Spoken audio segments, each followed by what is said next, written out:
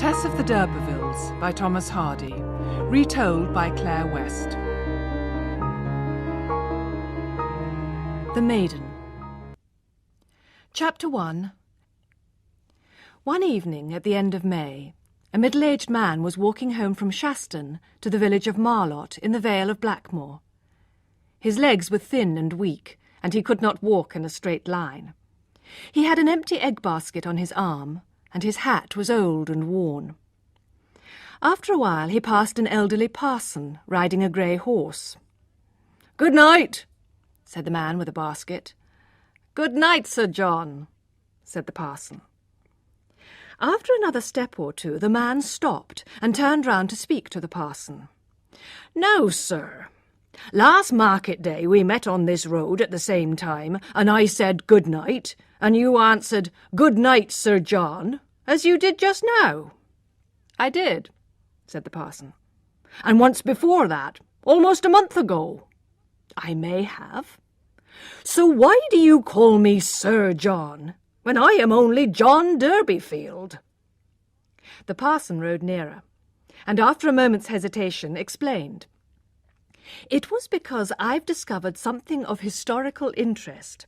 I am Parson Tringham, the historian. Do you really not know, D'Urbervilles, that you are a direct descendant of the ancient and noble family of the D'Urbervilles? They descended from Sir Pagan d'Urberville, who came from Normandy with William the Conqueror in 1066. "Never heard that before, sir." "Well, it's true. Let me see your face. Yes, you have the D'Urberville nose and chin. D'Urbervilles have owned land and served their king for hundreds of years. There have been many Sir Johns, and you could have been Sir John yourself." "Well," exclaimed the man, "and how long has this news about me been known, Parson Tringham?" "Nobody knows about it at all," said the parson. "I just happened to discover it last spring, when I was trying to find out more about the D'Urbervilles, and noticed your name in the village." "I've got an old silver spoon and an old seal, too, at home," said the man, wondering. "So where do we D'Urbervilles live now, parson?" "You don't live anywhere. You have died, as a noble family." "That's bad. So where do we lie?" "In the churchyard at Kingsbere sub Greenhill." "And where are our family lands?" "You haven't any." John D'Urbervilles paused. "And what should I do about it, sir?" "Oh, nothing. It's a fact of historical interest, nothing more. Good night." "But you'll come and have some beer with me, Parson Tringham?" "No, thank you. Not this evening, D'Urbervilles. You've had enough already." The parson rode away, half regretting that he had told D'Urbervilles of his discovery. D'Urbervilles walked on a few steps in a dream, and then sat down with his basket. In a few minutes a boy appeared. D'Urbervilles called to him. "Boy, take this basket. I want you to go and do something for me." The boy frowned. "Who are you, John D'Urbervilles, to order me about and call me boy? You know my name as well as I know yours." Do you? That's the secret. Well, Fred, I don't mind telling you that the secret is that I'm one of a noble family." And D'Urbervilles lay back comfortably on the grass. "Sir John D'Urbervilles, that's who I am, and I've got the family seal to prove it." "Oh?" "Now take up the basket and tell them in the village to send a horse and carriage to me immediately. Here's a shilling for you." This made a difference to the boy's view of the situation. "Yes, Sir John. Thank you, Sir John." As they spoke, sounds of music came through the evening air from the village. "What's that?" said D'Urbervilles. "Have they heard my news already?" "It's the women dancing, Sir John." The boy went on his way, and D'Urbervilles lay waiting in the evening sun. Nobody passed by for a long time, and he could just hear the faint music in the distance. The village of Marlott lies in the beautiful Vale of Blackmoor. Although this valley is only 4 hours away from London, It has not yet been discovered by tourists and artists. The best view of the Vale is from the hills surrounding it. It looks like a map spread out.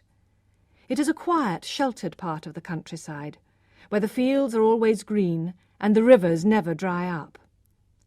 To the south lies the great dividing line of hills. From here to the coast, the hills are open, the sun pours down on the huge dry fields, the atmosphere is colourless. But here in the valley lies a completely different countryside, smaller and more delicate. The fields are tiny, the air makes you sleepy, the sky is of the deepest blue. Everywhere you can see a rich greenery of grass and trees, covering smaller hills and valleys. This is the Vale of Blackmoor. And in the village of Marlott, following ancient custom, the young women gathered to dance every holiday. For this May Day dance, all wore white dresses. There was a fine, handsome girl among them, with a red ribbon in her hair. As they danced, they noticed a carriage go by. Urbervilles lay back in it, singing, "I'm Sir John, and I've got a spoon and seal, and my family lies at Kingsbeer." The girl with the ribbon, who was called Tess, turned red and said quickly to her friends, "Father's tired, that's all."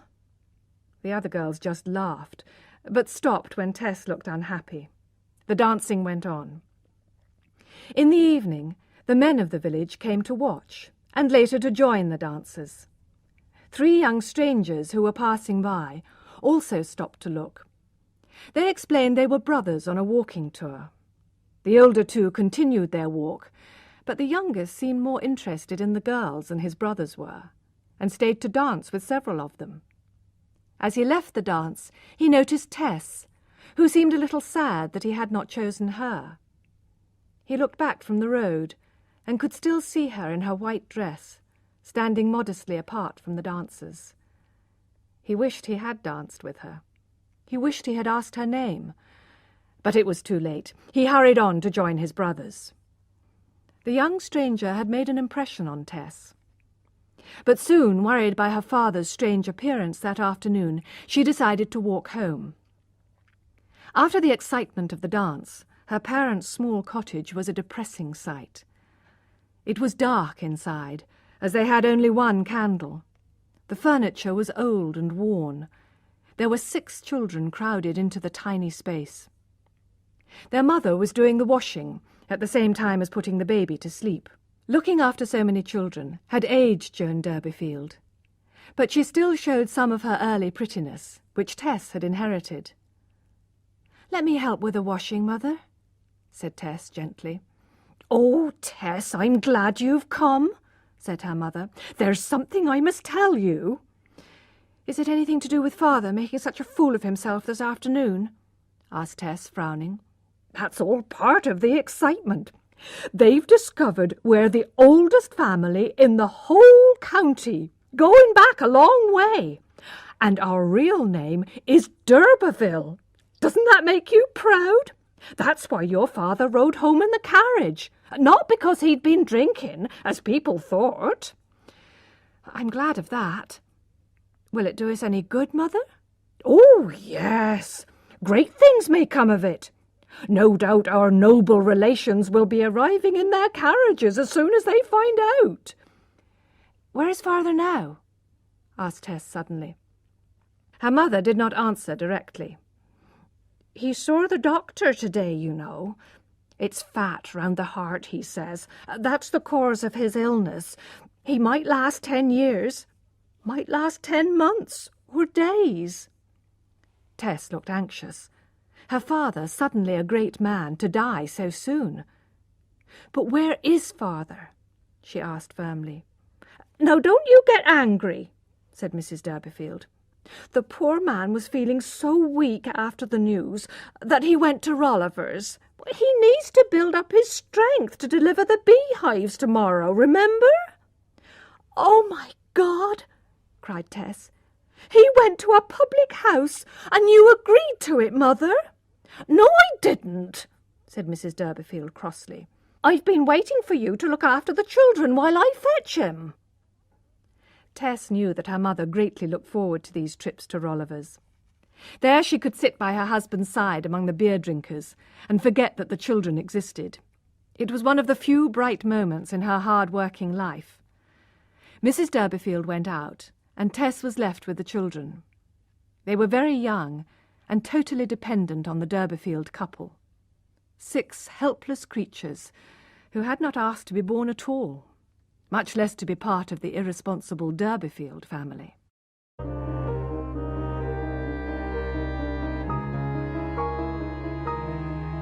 Chapter 2.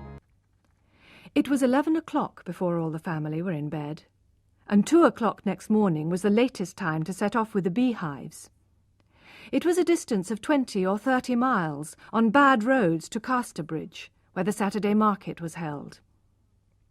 At 1:30, Mrs. D'Urberville came into the bedroom where Tess and all the children slept. "The poor man can't go," she whispered. Tess sat up in bed. "But it's late for the bees already. We must take them today." "Maybe a young man would go?" asked Mrs. D'Urberville doubtfully. "One of the ones dancing with you yesterday." "Oh, no, not for the world," said Tess proudly. "And let everybody know the reason. I'd be so ashamed. I think I could go, if little Abraham came with me." Tess and Abraham dressed, led out the old horse Prince with the loaded wagon, and set off in the dark. They cheered themselves up with bread and butter and conversation. "Tess," said Abraham after a silence. "Yes, Abraham?" "Aren't you glad that we're a noble family?" "Not particularly." "But you're glad you're going to marry a gentleman?" "What?" said Tess, lifting her face. "Our noble relations are going to help you marry a gentleman." "Me? Our noble relations? We haven't any. Whatever put that into your head?" "I heard them talking about it at home. There's a rich lady of our family out at Trantridge, and Mother said that if you claimed relationship with her, she'd help you marry a gentleman." His sister became suddenly silent. Abraham talked on, not noticing her lack of attention. "Did you say the stars were worlds, Tess?" "Yes." "All like ours?" "They seem like our apples. Most of them good, a few bad." "Which do we live on, a good one or a bad one?" "A bad one." "If we lived on a good one, how would things be different?" "Well, Father wouldn't be ill and cough as he does, and Mother wouldn't always be washing." "And you would have been a ready-made rich lady and not have to marry a gentleman." "Oh, Abby, don't talk of that any more." Abraham finally went to sleep on the wagon. Tess drove the horse. Gradually she fell into a dream. She could see her father, foolish in his pride, and the rich gentleman of her mother's imagination, laughing at the poor D'Urberville family. Suddenly she awoke from her dream to noise and violent movement. Something terrible had happened. She jumped down and discovered that the post-carriage, speeding along the dark road, had driven into her slow and unlighted wagon.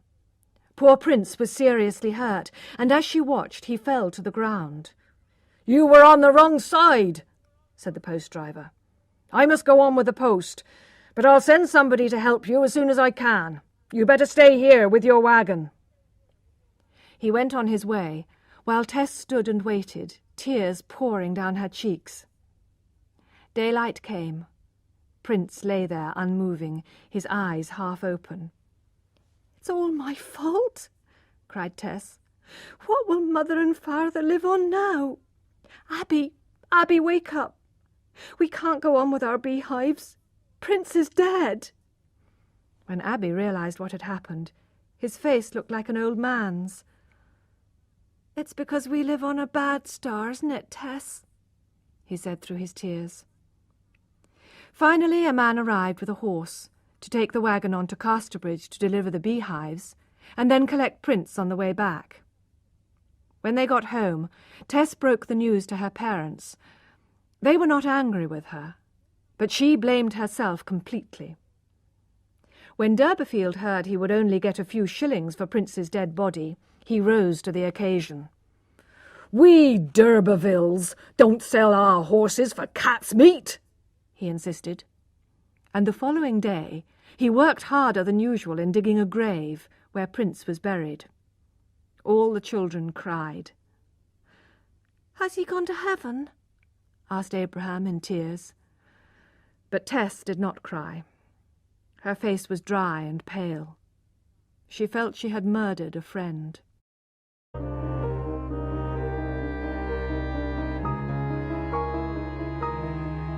Chapter 3.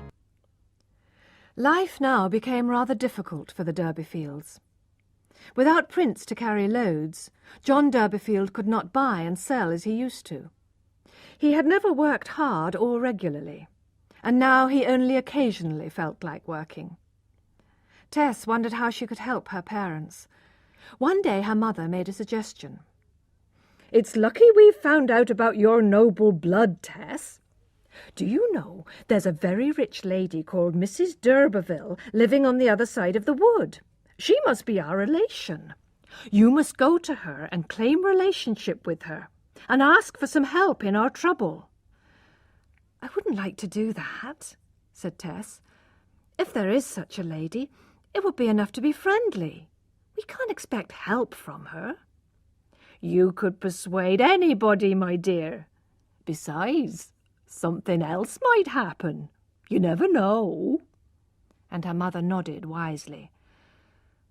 "I'd rather try to get work," said Tess sadly. "What do you say, D'Urberville?" said his wife, turning to him. "I don't like my children asking for help," said he proudly. "I'm the head of the oldest branch of the family, and a noble family like ours shouldn't have to ask for help." Tess could not accept his reasons for not going. "Well, as I killed the horse, Mother, I suppose I ought to go. But don't start thinking about her finding a husband for me." "Who said I had such an idea?" asked Joan innocently. "I know you, Mother, but I'll go." Next morning Tess walked to Shaston, a town she hardly knew, and went on by wagon to Trantridge. The Vale of Blackmoor was her only world, and she had never been far outside the valley. All the knowledge she had came from her lessons in the village school, which she had left a year or two earlier. As soon as she left school, she had tried to earn a little money by helping in the fields, or milking cows, or making butter. She blamed her mother for thoughtlessly producing so many children. Joan D'Urberville was like a child herself, and never thought about the future. It was Tess who worried and worked and felt responsible for her little brothers and sisters. So, naturally, it was Tess who should represent her family at the D'Urberville home. From Trantridge she walked up a hill, and turning a corner saw the house. She stopped in amazement. It was large and almost new, a rich red against the green of the bushes around it. Behind it lay the woods called the Chase, an ancient forest. There were greenhouses and well-kept gardens. There was no lack of money here. Tess hesitated, almost frightened. "I thought we were an old family," she said to herself. "But this is all new." She wished she had not come. She was right in a way. All this was owned by the D'Urbervilles, or the Stoke D'Urbervilles, as they called themselves at first. The Stokes were a northern business family, who took an old-sounding name to add to their own when they moved into the south. So Tess was more of a D'Urberville than any of them, but did not know it. A young man appeared in the garden. He looked about 24, and was tall and dark, with full red lips and a black moustache curled at the ends. "Well, my beauty, what can I do for you?" he said, looking interestedly at her. "I'm Mr. D'Urberville." It needed all Tess's courage to reply. "I came to see your mother, sir." I'm afraid you can't see her. She's ill. What do you want to see her about?" It seems so foolish." "Never mind," said he kindly. "I like foolish things. Try again, my dear." "I came, sir, to tell you we are of the same family as you." "Aha! Poor relations?" "Yes." "Stokes?" "No, d'Urbervilles." "Oh, yes, of course. I mean d'Urbervilles." "We have several proofs that we are d'Urbervilles. We have an old silver spoon and a seal at home, but Mother uses a spoon to stir the soup. Mother said we ought to tell you, as we are the oldest branch of the family, and we've lost our horse in an accident." "Very kind of your mother," said Alec d'Urberville, "and I certainly don't regret it." He looked admiringly at Tess, whose face blushed a deep pink. "And so you've come on a friendly visit?" "I suppose I have," murmured Tess, looking uncomfortable. "Let us walk round the gardens until you have to go home, my pretty cousin." Tess wanted to leave as soon as possible, but the young man insisted. He took her to the greenhouses. "Do you like strawberries?" he asked. "Yes," said Tess, "when they're ready." "These are ready now." And so saying, d'Urberville picked one and held it to her mouth. "No, no," she said. "I'd rather take it myself." But Alec put it into her mouth. He put roses into her hair and filled her basket with strawberries and flowers. He gave her food to eat and watched her while he quietly smoked a cigarette. She looked more adult and womanly than she really was. Alec could not take his eyes off her. She did not know, as she smiled innocently at the flowers, that behind the cigarette smoke was the cause of future sorrow in her life. "What is your name?" asked Alec. "Tess Durbeyfield. We live at Marlott." "I must see if my mother can find a place for you." They said good-bye, and she set off home carrying her strawberries and flowers. This, then, was the beginning. Why did she have to meet the wrong man, and one who was so strongly attracted to her? Yet to the right man, she was only a half-forgotten impression from an evening's dancing in a country field. In life, the right man to love hardly ever comes at the right time for loving. Nature does not often answer a call for love until the caller is tired of calling. In this case, as in millions, it was not the two halves of a perfect whole who met. A missing half wandered somewhere else, arriving much later. This delay was to have tragic results.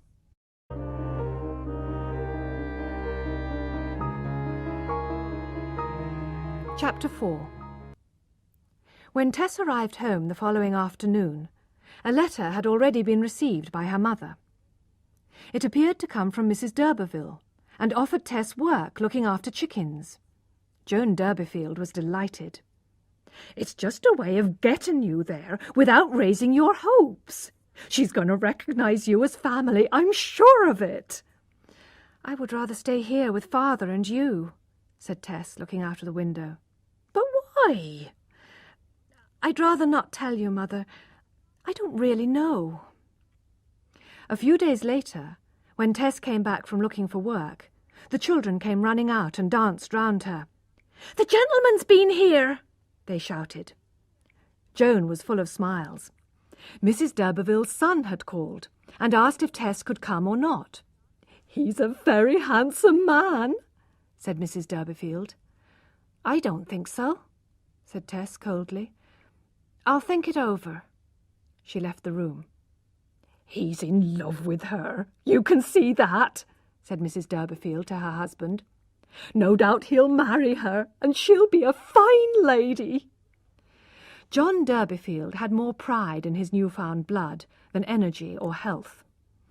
"That's what young Mr. d'Urberville is trying to do, improve his blood by marrying into the old line." Persuaded by her mother and the children, Tess finally agreed to go.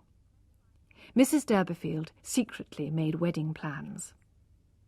Then the day came when Tess, wearing her best Sunday clothes on her mother's orders, said goodbye to her family.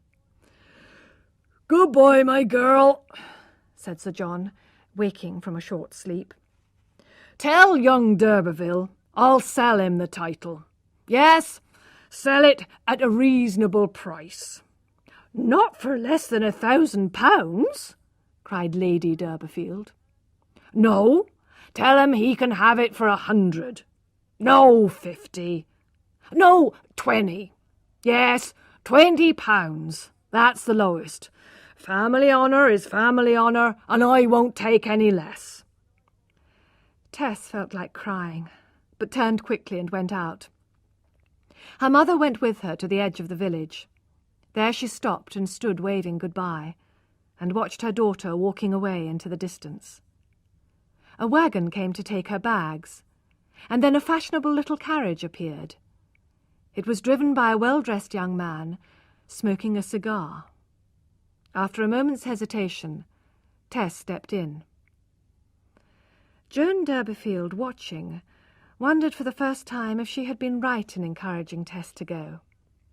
That night she said to her husband, "Perhaps I should have found out how the gentleman really feels about her." "Yes, perhaps you ought," murmured John, half asleep. Joan's natural trust in the future came back to her. "Well, if he doesn't marry her before, he'll marry her after, if she plays her cards right." "If he knows about her d'Urberville blood, you mean?" "No, stupid, if she shows him her pretty face." Meanwhile, Alec d'Urberville was whipping his horse and driving the carriage faster and faster downhill. The trees rushed past at great speed. Tess was feeling thoroughly frightened. He took no notice when she asked him to slow down. She cried out and held on to his arm in fear. "Don't touch my arm! Hold on to my waist!" he shouted.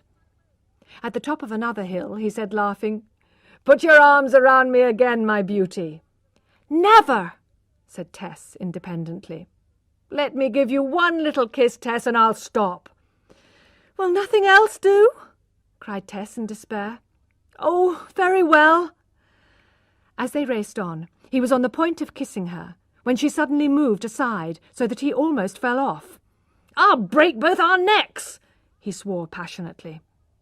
"I thought you would be kind to me," said Tess, her eyes filling with tears. "I don't want to kiss anybody." But he insisted, so in the end she sat still, and d'Urberville kissed her.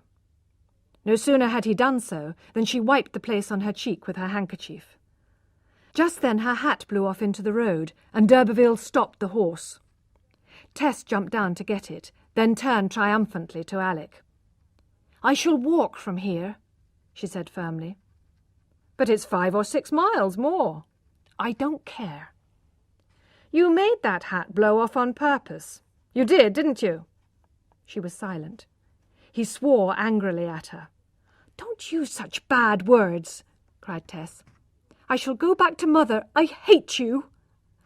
D'Urberville suddenly started laughing. "Look, I promise never to do that again," he said. "Come, let me take you in the carriage." But she refused and began to walk in the direction of Trantridge. So they progressed slowly, d'Urberville driving the carriage beside Tess.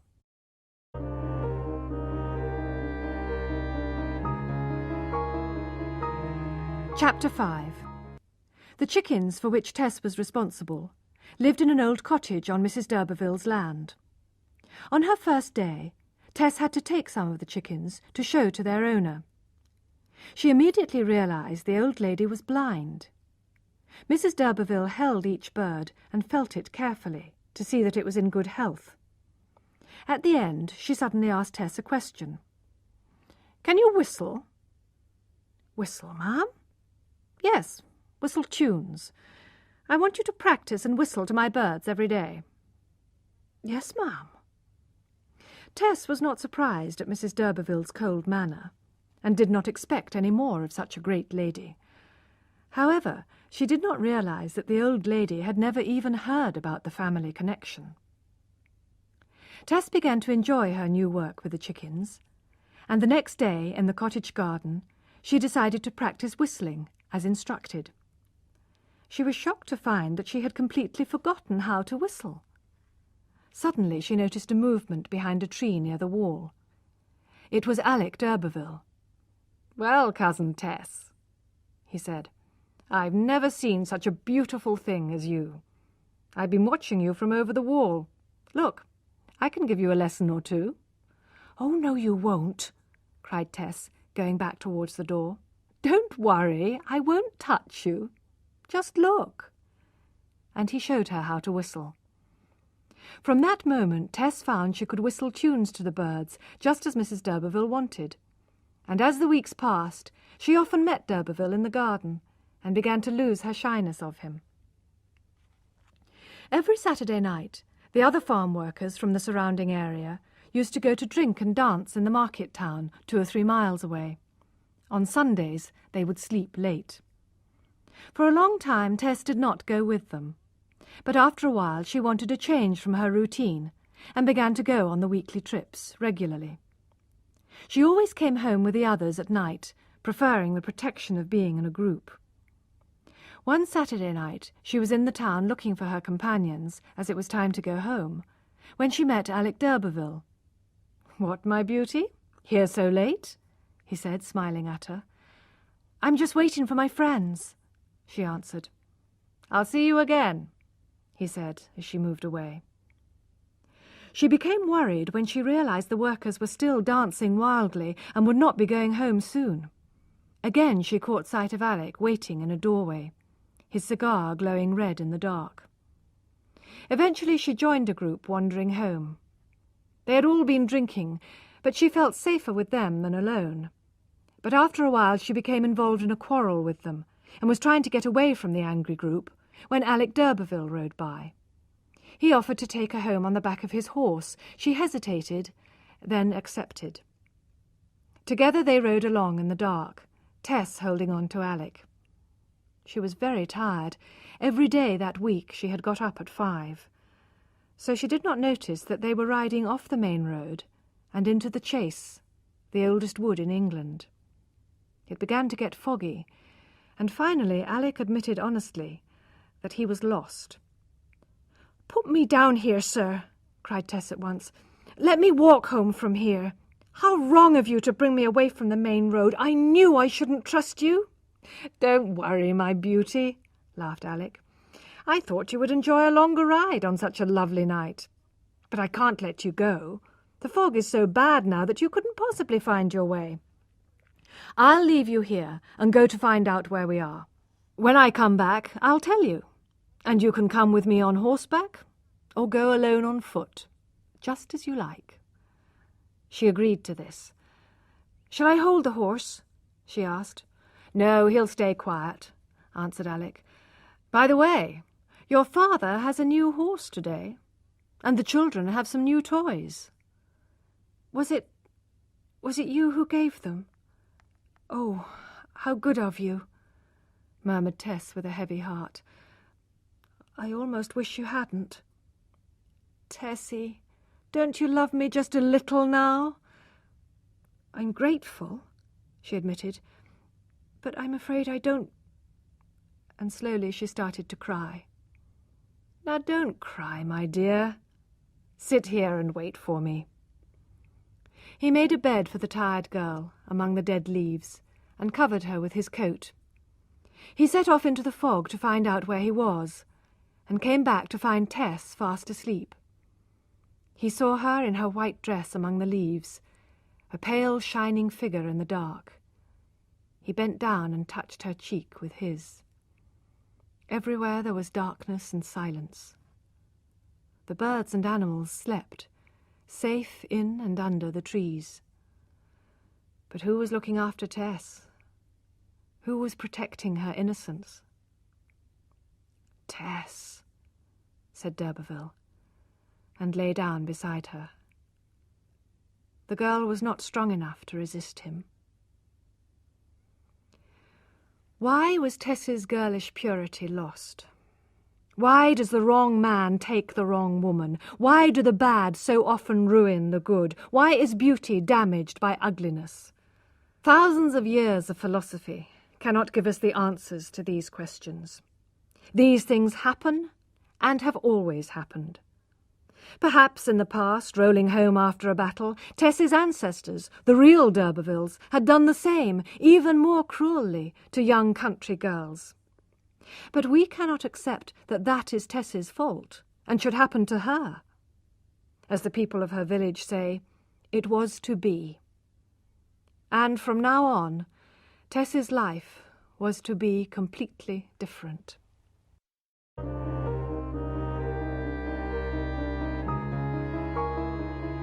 Maiden No More. Chapter 6. It was a Sunday morning in late October, about 4 months after Tess's arrival at Trantridge, and a few weeks after the night ride in the chase.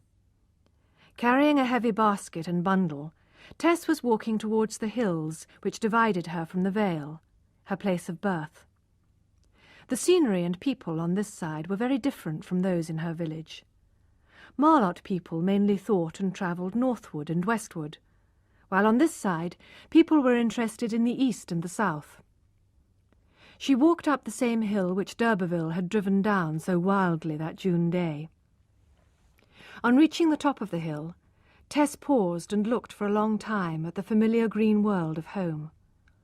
It was always beautiful from here, but since she had last seen it, her view of life had changed. She had learnt that wickedness exists, even where there is beauty, and now she could hardly bear to look down into the vale. Then she looked behind her and saw a carriage coming up the same hill that she had just climbed, with a man leading the horse. Soon he caught up with her. "Why did you slip away in secret like that?" asked d'Urberville breathlessly. "I've been driving like mad to catch up with you. Just look at my horse. You know nobody would have prevented you from going. I'm going to drive you the rest of the way, if you won't come back with me." "I won't come back," she said quietly. "I thought so. Well, let me help you up. Give me your basket." She stepped up into the carriage and sat beside him. She had no fear of him now. The reason for this was also the reason for her sorrow. They drove along, d'Urberville making conversation, and Tess thinking her own thoughts. When they approached the village of Marlott, a tear rolled down her cheek. "Why are you crying?" he asked coldly. "I was only thinking I was born over there." "Well, we must all be born somewhere." "I wish I'd never been born, there or anywhere else," she said quietly. "Well, you shouldn't have come to Trantridge if you didn't want to. You didn't come for love of me, anyway." "That's quite true. If I had ever loved you, if I loved you still, I could not hate myself for my weakness as much as I do now." He did not look at her. She added, "I didn't understand your intention until it was too late." "That's what every woman says." "How dare you say that?" she cried angrily, her eyes flashing at him. "My God, I could hit you! Do you never think that some women may not only say, but feel it?" "All right," he said, laughing. "I'm sorry to hurt you. I did wrong, I admit it. Only don't keep accusing me. I'm ready to pay for it. You need never work on the farms again." Her lip lifted slightly as she replied, "I will not take anything from you. I cannot." "One would think you were a queen as well as being one of the real d'Urbervilles. Well, Tess dear, I suppose I'm a bad sort of man. I've always been one, and I always will be one. But I promise I won't be bad to you again.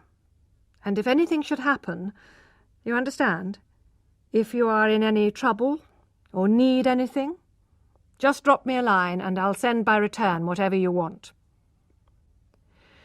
She stepped down from the carriage and was going to leave him when he stopped her and said, You're not going to turn away from me like that, dear. Come, let me kiss you. If you wish, she answered coldly. She offered her cool cheek to him, but her eyes rested on a distant tree, as if the kiss had nothing to do with her. You don't give me your lips, Tess. I'm afraid you'll never love me. It's true. I have never loved you, and I never can. She added sadly, perhaps I should tell a lie, and then I could lead a comfortable life. But I have enough honour not to tell that lie. If I loved you, I might have a very good reason to tell you so. But I don't. Alec sighed heavily, as if the scene were depressing him. Well, you're very sad, Tess, and you have no reason to be. You're still the prettiest girl for miles around. Will you come back with me? Say you will. Never, never. I've made up my mind and I won't come. Then goodbye. And Alec jumped up into his carriage and drove off. Tess did not watch him go, but continued her walk alone. It was still early in the day, and the sun was not yet giving any warmth. Tess felt even sadder than the autumn sadness which surrounded her. But soon a man came up behind her, a man with a pot of red paint in his hand. "Good morning," he said, and offered to carry her basket. "You're up early on a Sunday?" he continued. "Yes," said Tess. "A day of rest for most people, although I do more real work today than in the rest of the week put together." "Do you?" "In the week I work for man, but on Sunday I work for God. That's better work, don't you think? Wait a moment. I have something to do here." He stopped at a gate, and in large red letters on the middle bar of the gate he painted some words from the Bible. "Punishment awaits you." In the soft air, against the gentle green of the trees and the peaceful fields, these great red words stared at Tess. They pointed a finger at her. This man was a stranger, and could not know her story, but the words accused her. "Do you believe what you paint?" she asked in a low voice. "Do I believe those words? Do I believe I am alive?" "But," she whispered, trembling, "suppose you were forced to do wrong?" He shook his head. "I can't answer that question. I paint the words and leave others to think about them in their own hearts." "I think they're horrible words," cried Tess. "I'll take my basket and go now." And she walked away from him, her heart beating fast. "I don't believe God said those things," she thought as she reached her village. There was smoke coming from her father's chimney, but seeing the inside of the cottage made her heart ache. It was as poor as ever. Her mother jumped up, surprised to see her. "Well, my dear Tess," she said, kissing her, "how are you? Have you come home to be married?" "No, not for that, Mother." "What? Isn't your cousin going to marry you?" "He's not my cousin, and he's not going to marry me." Her mother looked at her closely. "Come, you haven't told me everything." Then Tess went up to her mother, put her head on Joan's shoulder, and told her the whole story. "And you haven't persuaded him to marry you?" cried Joan. "What's the good of going there? Why didn't you think of doing some good for your family, instead of thinking only of yourself?" Tess was confused. Alec had never mentioned marriage to her. But even if he had, she would never have accepted him, because she did not love him. This made her hate herself for what she had done. She would certainly never love him in the future. She did not quite hate him, but did not wish to marry him, even to remain respectable. "You ought to have been more careful if you didn't want to marry him." "Oh, Mother!" cried the poor girl, her heart breaking. "Why didn't you warn me about men? I was a child when I left home. I didn't know how dangerous they can be, and you didn't tell me." "Well, we must make the best of it," said her mother. "It's only human nature, after all." That afternoon, the little cottage was full of Tess's friends, girls who lived in the village and who had missed her while she had been away. They whispered to each other that Tess was sure to marry that handsome gentleman. Fortunately, Tess did not hear them. She joined in their laughing and talking, and for a short time almost forgot her shame.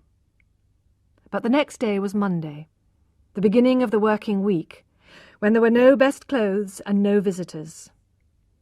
She awoke with the innocent children asleep around her, she who had lost her innocence. She looked into her future and grew very depressed. She knew she had to travel on a long, stony road, without help or sympathy. She had nothing to look forward to, and she wanted to die. In the next few weeks, however, she became more cheerful, and went to church one Sunday morning.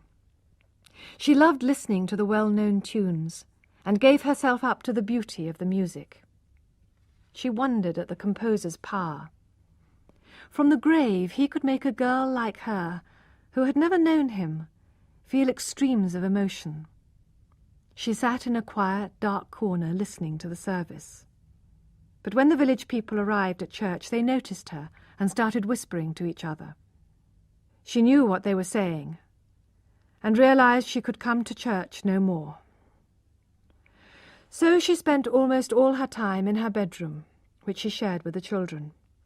From here she watched the wind, the snow, the rain, beautiful sunsets and full moons, one after another. People began to think she had gone away. She only went out after dark to walk in the woods and the fields. She was not afraid of the dark or the shadows. It was people she was anxious to avoid. She was at home on the lonely hills, but she felt guilty surrounded by innocent nature. When it rained, she thought nature was crying at her weakness. And when the midnight wind blew, she thought nature was angry with her. But she did not realize that although she had broken an accepted social rule, she had done nothing against nature. She was as innocent as the sleeping birds in the trees, or the small field animals in the hedges.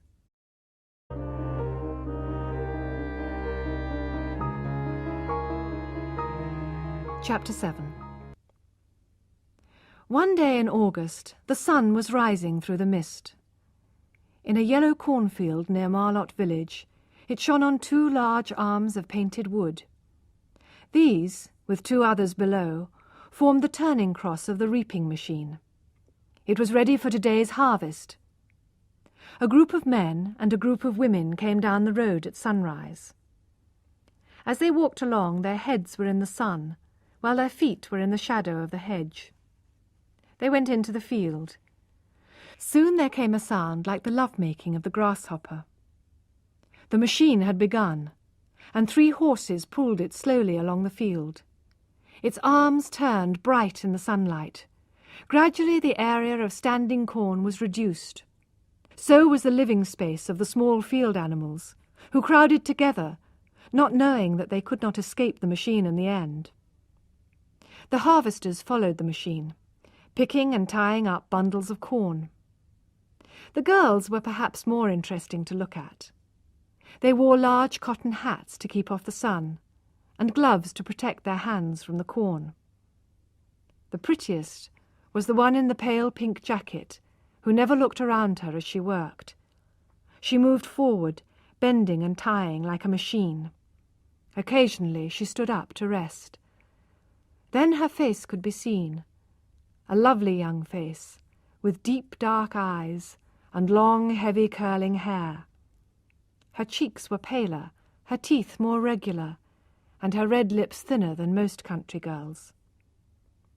It was Tess Urbervilles, or Urberville, rather changed, living as a stranger in her home village. She had decided to do outdoor work and earn a little money in the harvest. The work continued all morning, and Tess began to glance towards the hill. At 11 o'clock, a group of children came over the hill. Tess blushed a little, but still did not pause in her work. The eldest child carried in her arms a baby in long clothes. Another brought some lunch. The harvesters stopped work, sat down and started to eat and drink. Tess also sat down, some way from the others. She called the girl, her sister, and took the baby from her. Unfastening her dress and still blushing, she began feeding her child. The men kindly turned away, some of them beginning to smoke. All the other women started to talk and rearrange their hair. When the baby had finished, Tess played with him without showing much enthusiasm. Then suddenly she kissed him again and again, as if she could not stop. The baby cried out at the violence of her kisses. "She loves that child, though she says she hates him and wishes they were both dead," said one of the women, watching the young mother. "She'll soon stop saying that," replied another. "She'll get used to it.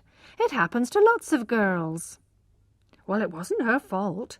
She was forced into it that night in the chase. People heard her sobbing. A certain gentleman might have been punished if somebody had passed by and seen them. It was a pity it happened to her, the prettiest in the village. But that's how it happens. The ugly ones are as safe as houses, aren't they, Jenny?" And the speaker turned to one who was certainly not beautiful. Tess sat there unaware of their conversation. Her mouth was like a flower, and her eyes were large and soft, sometimes black, blue, or grey, sometimes all three colours together. She had spent months regretting her experience and crying over it, but suddenly decided that the past was the past. In a few years her shame and she herself would be forgotten. Meanwhile the trees were just as green, and the sun shone just as brightly as before. Life went on. She most feared what people thought of her, and imagined that they talked constantly about her behind her back. In fact, she was not often discussed, and even her friends only thought about her occasionally. Other things of more importance took up their time. If there had been no people around her, Tess would not have made herself so unhappy. She would have accepted the situation as it was. She was miserable, not because she felt unhappy, but because she imagined herself rejected by society. Now she wanted to be useful again and to work. So she dressed neatly and helped in the harvest and looked people calmly in the face, even when holding her baby in her arms. Having eaten her lunch quickly, Tess went back to work with the harvesters in the cornfield until it was dark. They all came home on one of the largest wagons, singing and laughing together. But when Tess reached home, she discovered that the baby had fallen ill that afternoon. He was so small and weak that illness was to be expected, but this still came as a shock to Tess. She forgot the shame surrounding his birth and only wished passionately to keep him alive. However, it became clear that he was dying. Now Tess had a greater problem. Her baby had not been baptized. Her ideas on religion were not very developed. She had more or less accepted that she would go to hell for her crime, and did not much care what would happen to her after death. But for her baby it was different. He was dying and must be saved from hell. It was nearly bedtime, but she rushed downstairs and asked if she could send for the parson. Her father had just returned from the public house, and was at his most sensitive to the shame brought upon his noble name by Tess. He refused to allow the parson in and locked the door. The family went to sleep. As the night passed, Tess realized in great misery that the baby was close to death. She walked feverishly up and down the room, until an idea came to her. Perhaps baby can be saved. Perhaps it will be just the same. She lit a candle and woke her young brothers and sisters. Having poured some water into a bowl, she made them kneel around, with their hands together as in church. The children were hardly awake, and watched Tess with big round eyes. She looked tall in her long white nightdress, her long dark hair hanging down her back to her waist. Her enthusiasm lit up her face, giving it a beautiful purity, the face which had caused her shame. she picked up the baby. One of the children asked, "Are you really going to baptize him, Tess? What's his name going to be?" She had not thought of that, but remembered the story of Adam and Eve in the Bible. Because they did wrong together, God said they would live in sorrow for the rest of their lives. She said firmly, "Sorrow, I baptize you in the name of the Father, and of the Son, and of the Holy Ghost." She splashed some water on the child, and there was silence. "Say amen, children." "Amen," they replied. Tess put her hand into the water and drew a huge cross upon the baby with her finger. She continued the service in the well-known words, asking for the baby to be protected against the world and against wickedness. Her belief gave her hope. Her sweet, warm voice rang out the thanks that follow the baptism. The single candle was reflected in her shining eyes like a diamond.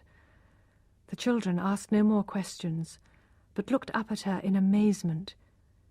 She seemed almost like a god to them. Poor Sorrow's fight against the world and wickedness was a short one, fortunately, perhaps, taking into account his situation. In the blue light of the morning he breathed his last. Tess had been calm since the baptism, and she remained calm. She was no longer worried about Sorrow's afterlife. If God did not accept the baptism, she did not value his heaven, either for herself or for her child. Tess thought a good deal about the baptism, however, and wondered if it might mean that Sorrow could be buried in the churchyard, with a church service. She went to the parson's house after dark and met him near his gate. "I should like to ask you something, sir. My baby was very ill, and I wanted you to baptize him, but my father refused to allow it. So I baptized him myself. Now, sir, can you tell me this?" And she looked him straight in the eyes. "Will it be just the same for him, as if you had baptized him?" The parson wanted to say no. She had done what should have been his job. But the girl's strong feeling impressed him. The man and the parson fought inside him, and the man won. "My dear girl," he said, "it will be just the same." "Then will you bury him in the churchyard?" she asked quickly. The parson felt trapped. It was a difficult question to answer. "Ah, that's a different matter," he said. "I'm sorry. I cannot." "Oh, sir?" She took his hand as she spoke. He took it away, shaking his head.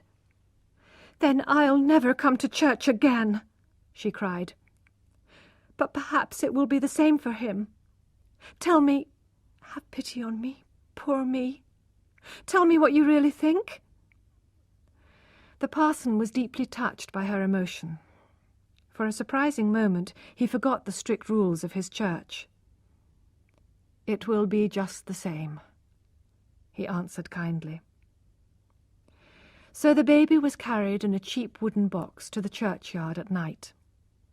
There is a corner of the churchyard where the grass grows long, and where the suicides, drunks, unbaptized babies, and other supposed criminals are laid. Sorrow was buried here, at the cost of a shilling and a pint of beer for the gravedigger. Tess bravely made a little cross and put it at the head of the grave one evening, when she could enter the churchyard without being seen. It is all very well saying that we learn from experience. Tess had certainly learnt from experience, but could not see how to use her knowledge, so painfully gained.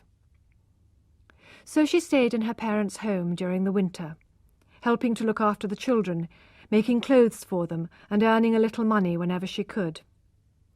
Important dates came round again.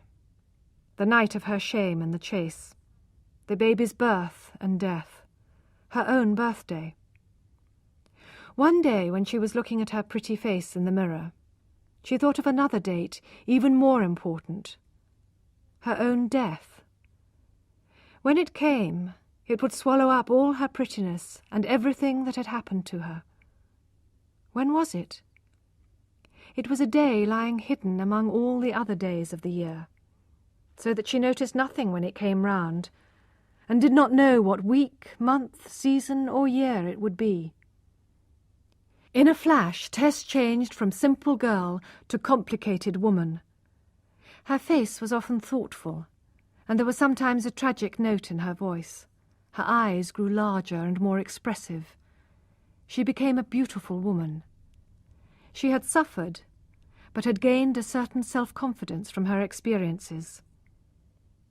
Although the village people had almost forgotten her trouble, she decided she could never be really happy in Marlott.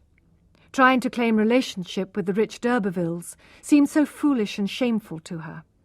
She thought her family would never be respected there again. Even now she felt hope rise within her, hope of finding a place with no family connections and no memories. In escaping from Marlott, she intended to destroy the past. Perhaps now she could make up for her crime against society. Consequently, she looked hard for work away from Marlott. She finally heard that a dairyman, some miles to the south, needed a good milkmaid for the summer. Having decided to go there, she promised herself there would be no more hopeless dreams. She would simply be the dairymaid Tess, and nothing more. Even her mother no longer talked about their connection with the noble d'Urbervilles.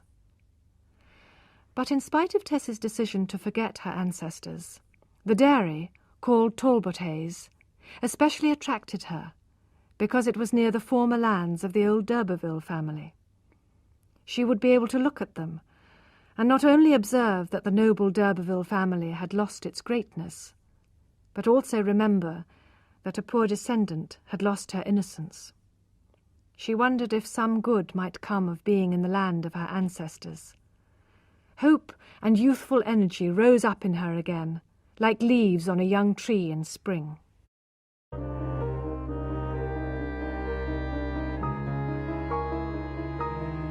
A New Life. Chapter 8. And so it was that on a beautiful morning in May, 2 to 3 years after her return from Trantridge, Tess Durbeyfield left home for the second time. She was going in the opposite direction this time. When she reached the first hill, she looked back at Marlott and her father's house with sadness in her heart. She travelled partly by carriage and partly on foot, carrying her basket. Not far to her left she could see the trees which surrounded Kingsbere, with its church where her ancestors lay in their tombs. She could no longer admire or respect them. She almost hated them for ruining her life. Nothing of theirs was left except the old seal and spoon. "Huh, I have as much of mother as father in me," she said. "All my prettiness comes from her, and she was only a dairymaid." Her walk took 2 hours, until she reached the hill overlooking the valley of the great dairies. This valley was watered by the river Froom, and produced huge amounts of milk and butter, more even than Tess's Vale of Blackmoor, which was known as the Vale of Little Dairies. As she stood and looked, she realized the valleys were quite different. Here the fields and farms were much larger. She saw more cows at a glance than she had ever seen before. The evening sun shone on their red, white, and brown bodies. She thought that this view was perhaps not as beautiful as the view of Blackmoor Vale, which she knew so well. There the sky was deep blue. The smell of the earth was heavy in the air. The streams ran slowly and silently. But this view was more cheerful. Here the air was clear and light, and the river Froom rushed as fast as the shadow of a cloud. Either the change in the quality of the air, or the feeling that she was going to start a new life here, made her feel much happier. She ran along, her hopes and the sunshine warming her. She looked at her best as she ran, laughing into the warm wind. The desire for pleasure, which is in every living thing, had finally won over Tess. She was, after all, only a young woman of 20, who had not finished growing up. No event, however unpleasant, could have marked her forever. She was young and strong and beautiful, and could not remain sad for long. Her hopes rose higher than ever. She wanted to show how grateful she was for this second chance. She started singing love songs, but found they were not enough to express her feelings.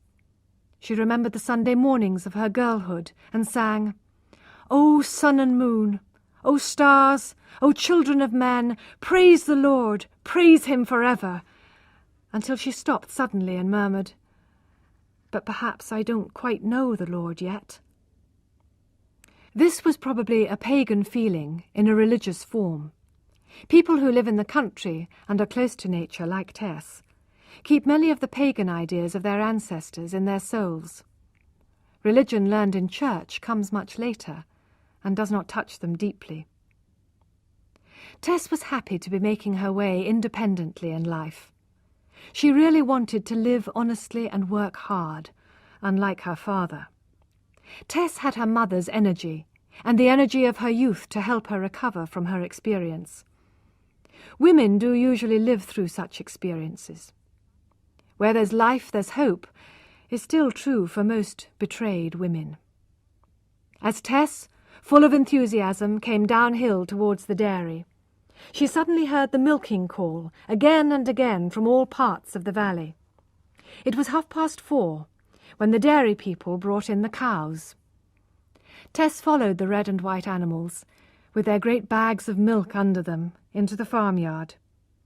She saw the long sheds and the wooden posts shining and smooth where the cows had rubbed against them over the years. She saw the cows between the posts, the sun throwing their shadows on the wall as carefully as a painter paints a beautiful king or queen. As the cows waited for their turn, the milk fell in drops on the ground. The dairymaids and men had come from their cottages as they saw the cows arriving from the fields. Each girl sat on her three-legged stool as she milked, her right cheek resting on the cow's body, watching Tess arrive. The men milked with their hats low over their eyes and did not see her. One of them was a middle-aged man, the head dairyman she was looking for. He worked 6 days a week in his white milking clothes, milking and butter-making, and on the 7th he wore his best suit to take his family proudly to church. Because of this, people nearby used to say, "Dairyman Dick, all the week. On Sundays, Mr. Richard Crick." Most dairymen are usually bad-tempered at milking time, but Mr. Crick was glad to get a new dairymaid at this busy time of the year. So he received Tess warmly and asked her how her family were.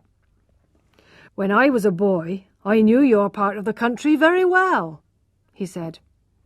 "An old woman of 90, she's dead now, but she used to live near here.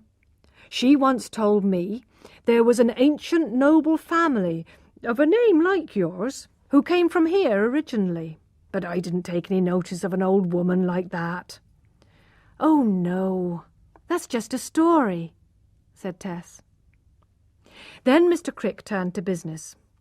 "You can milk well, my girl. I don't want my cows drying up, especially just now." "Oh, yes, I can," answered Tess. He looked at her delicate hands and pale face. "Quite sure you're strong enough for this sort of life? It's comfortable enough here for rough country people, but it's hard work." "Oh, yes, I'm strong enough. I'm used to hard work," Tess insisted. "Well, have some tea and something to eat. You've had a long journey," he said kindly. "No, I'd rather begin milking straight away," said Tess. "I'll just drink a little milk first." This surprised Dairyman Crick, who appeared never to have thought of milk as a drink. "Oh, if you can swallow it, have some," he said, holding the bucket for her to drink from. "I haven't touched any for years. It would lie in my stomach like a stone, so it would. Now, try that one and see how you get on." And he pointed to the nearest cow. As soon as Tess was on her stool under the cow, and the milk was pouring between her fingers into the bucket, she really felt that her new life was beginning. As she relaxed, she looked around her. It was a large dairy. There were nearly 100 milking cows. Dairyman Crick milked 6 or 8 of the difficult ones with his own hands. He could not trust them to the dairymaids, because if the cows were badly milked, their milk would simply dry up. For a while there was no more talk among the milkers. Suddenly Mr. Crick got up from his stool. "We're not getting as much milk from them as usual," he said. "We better sing them a song, friends. That's the only thing to do." So the group of milkers started singing, to encourage the cows to give more. Mr. Crick went on, "But I think bulls like music better than cows. Did I tell you all about William Dewey?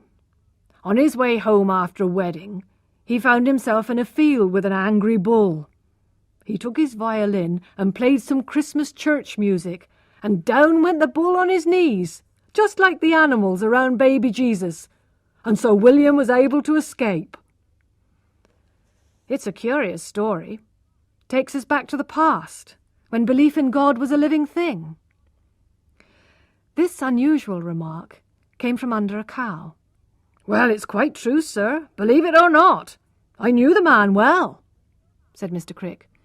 "Oh, yes, I'm sure it's true," said the man behind the brown cow. Tess could not see his face, and could not understand why the head dairyman himself should call him sir.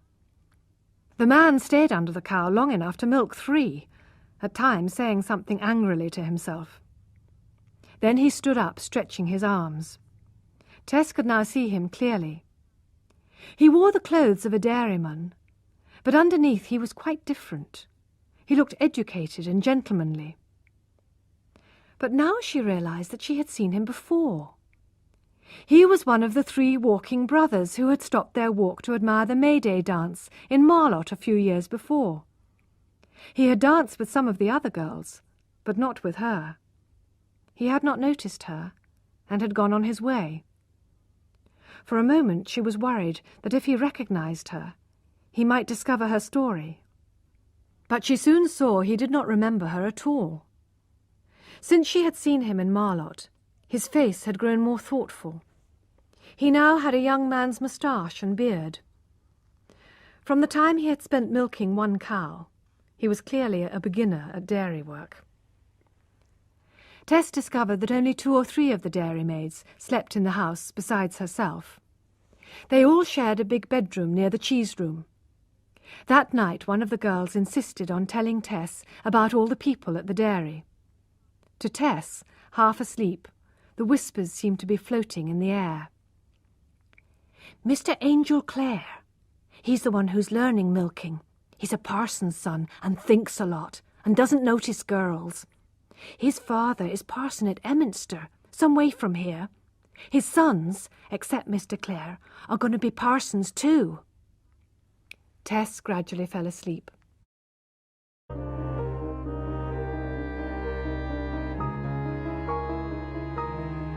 Chapter 9. Neither Angel Clare nor his family had originally chosen farming as a profession for him. When he was a boy, people admired his great qualities.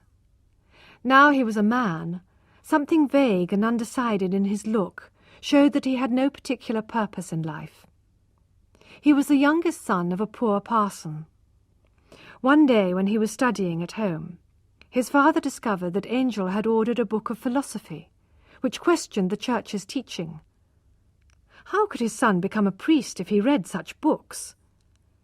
Angel explained that he did not in fact wish to enter the church like his brothers, because the church's views were too strict and did not allow free thinking.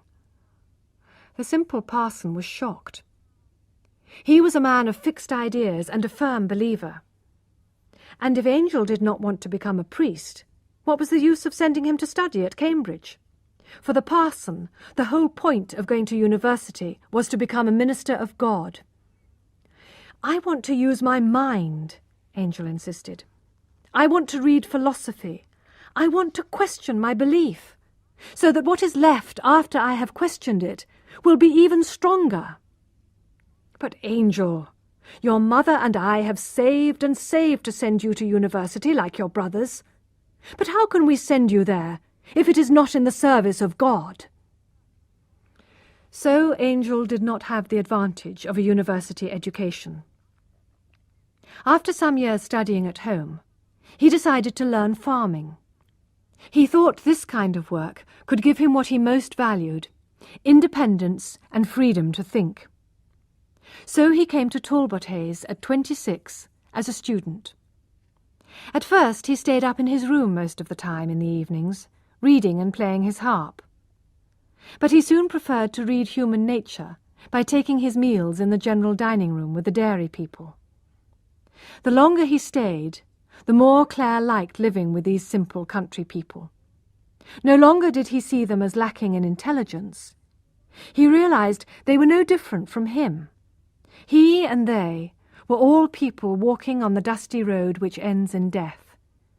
He began to like working outside. He was learning about nature and about life. He came to know the changing seasons, morning and evening, different winds, waters and mists, shade and silence, and the voices of nature. All this he had never known before. For several days after Tess's arrival, Claire, sitting reading a book, hardly noticed she was there. But one morning at breakfast, he was reading music and listening to the tune in his head, when he heard a musical voice which seemed to become part of his tune. He looked round at Tess, seated at the table.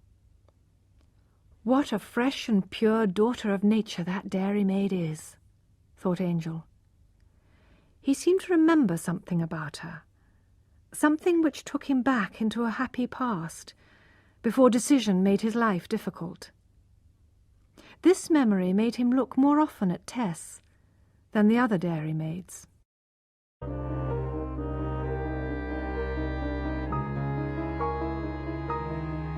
Chapter 10. Dairyman Crick insisted that all the dairy people should milk different cows every day, not just their favourites. He was worried that a dairymaid might leave the dairy, and then her cows would not like being milked by a stranger. However, Tess began to find that the cows which came to her usually happened to be her favourites. This made her milking much easier, but she soon realised that it was not by chance, as it was Angel Clare who sent the cows in for milking. "Mr. Clare, you have sent me my favourite cows," she accused him one morning, blushing.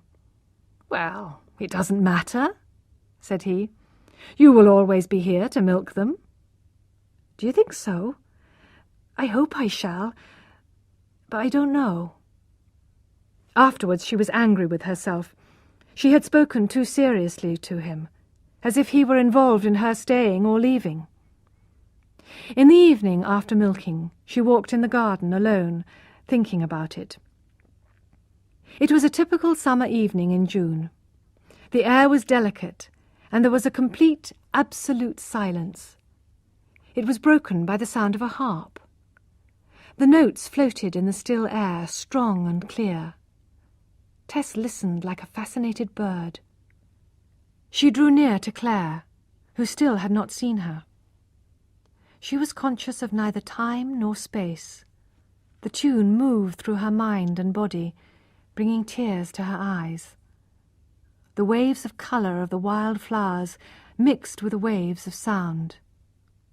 Angel finished playing and caught sight of her. She blushed and moved away. "Why are you going, Tess?" he asked. "Are you afraid?" "Oh, no, sir. Not of outdoor things." "But indoors?" "Well, yes, sir." "Life in general?" "Yes, sir." "Ah, so am I. Very often. Being alive is rather serious. Don't you think so?" "It is, now you put it like that." "All the same, I wouldn't expect a young girl like you to feel that." "Why? Come, tell me." After a moment's hesitation, she answered, "The trees ask questions with their eyes, don't they?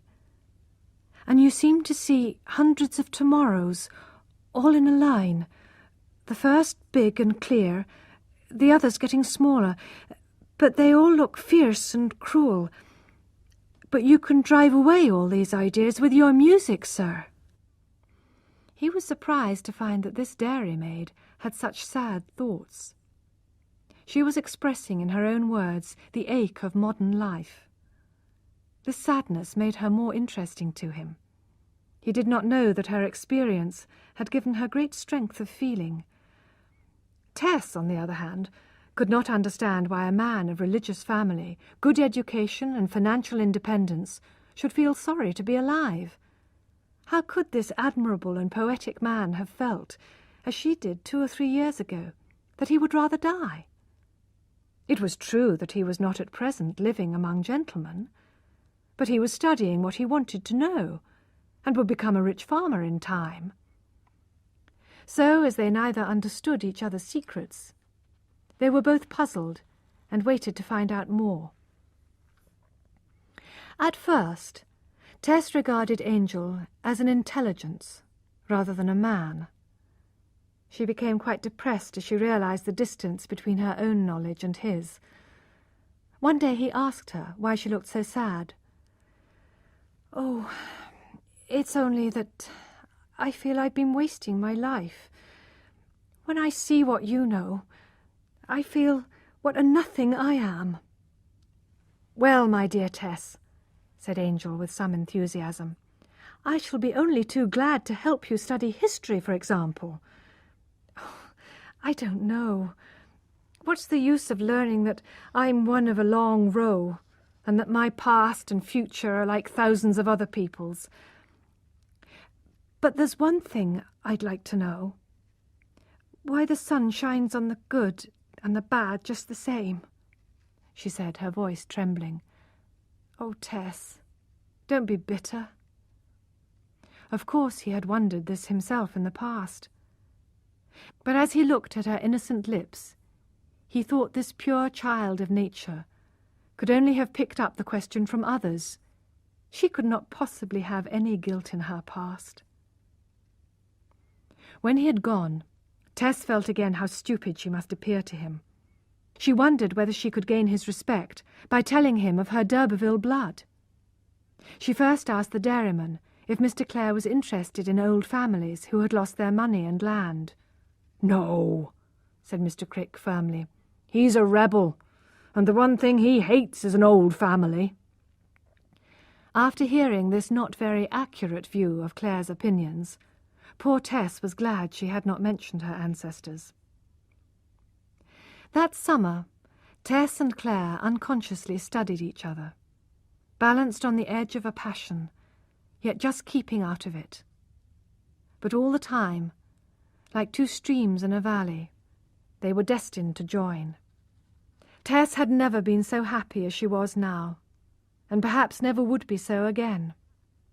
They met continually. They could not help it. They met daily in the half-light at 3 o'clock in the morning just before milking. They felt they were the first two up in the world, like Adam and Eve. Tess seemed like a queen to Clare, perhaps because he knew that she was the most beautiful woman walking about at this time of day. Lovely women are usually asleep at midsummer sunrise. But Tess was near, and the rest were nowhere. In the strange light she was no longer a milkmaid, but a vision of woman, the whole of womanhood in one form. One day, just after breakfast, they all gathered in the milk-house. The milk was turning in the churn, but the butter would not come. Dairyman Crick was worried. "Maybe someone in the house is in love," suggested his wife. "That sometimes causes it. Do you remember that maid years ago, and the butter didn't come?" "Ah, yes, but that wasn't being in love," replied Mr. Crick.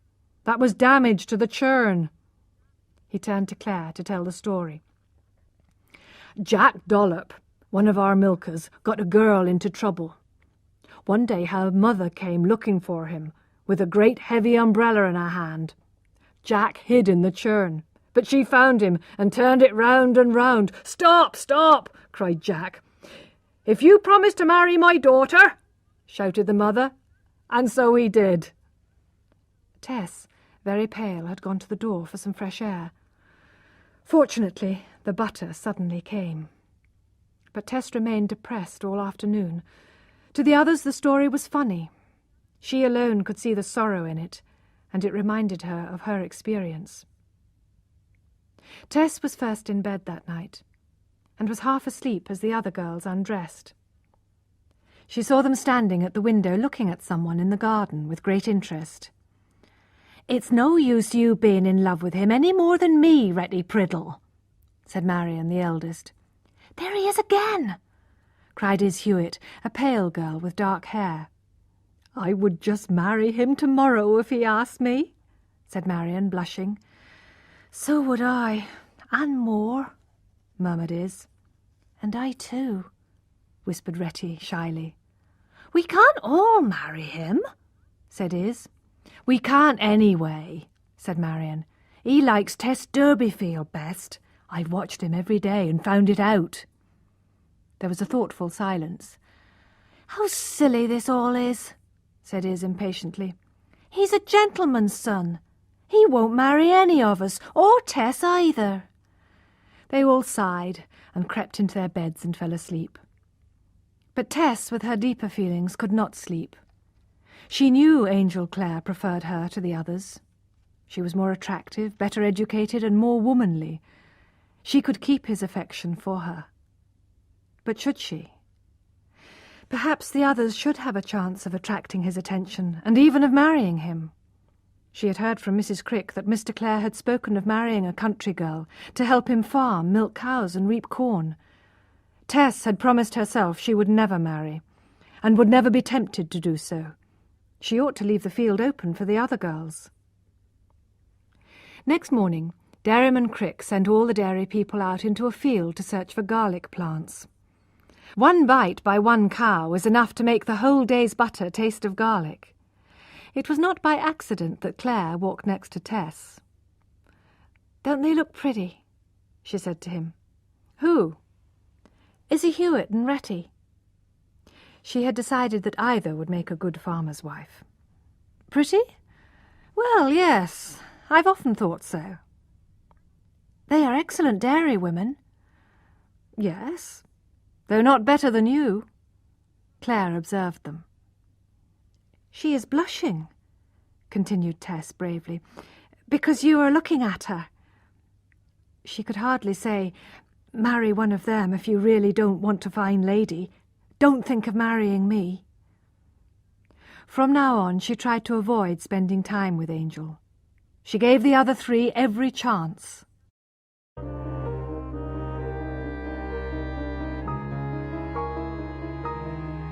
Chapter 11. It was July, and very hot. The atmosphere of the flat valley hung like a drug over the dairy people, the cows, and the trees. It was Sunday morning after milking.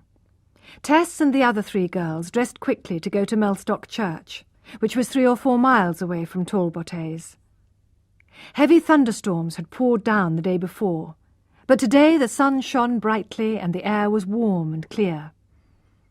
When the girls reached the lowest part of the road to Mellstock, they found it was flooded. In working clothes and boots they would have walked through, but they were wearing Sunday white stockings and thin shoes which they did not want to ruin. The church bell was calling, still a mile away.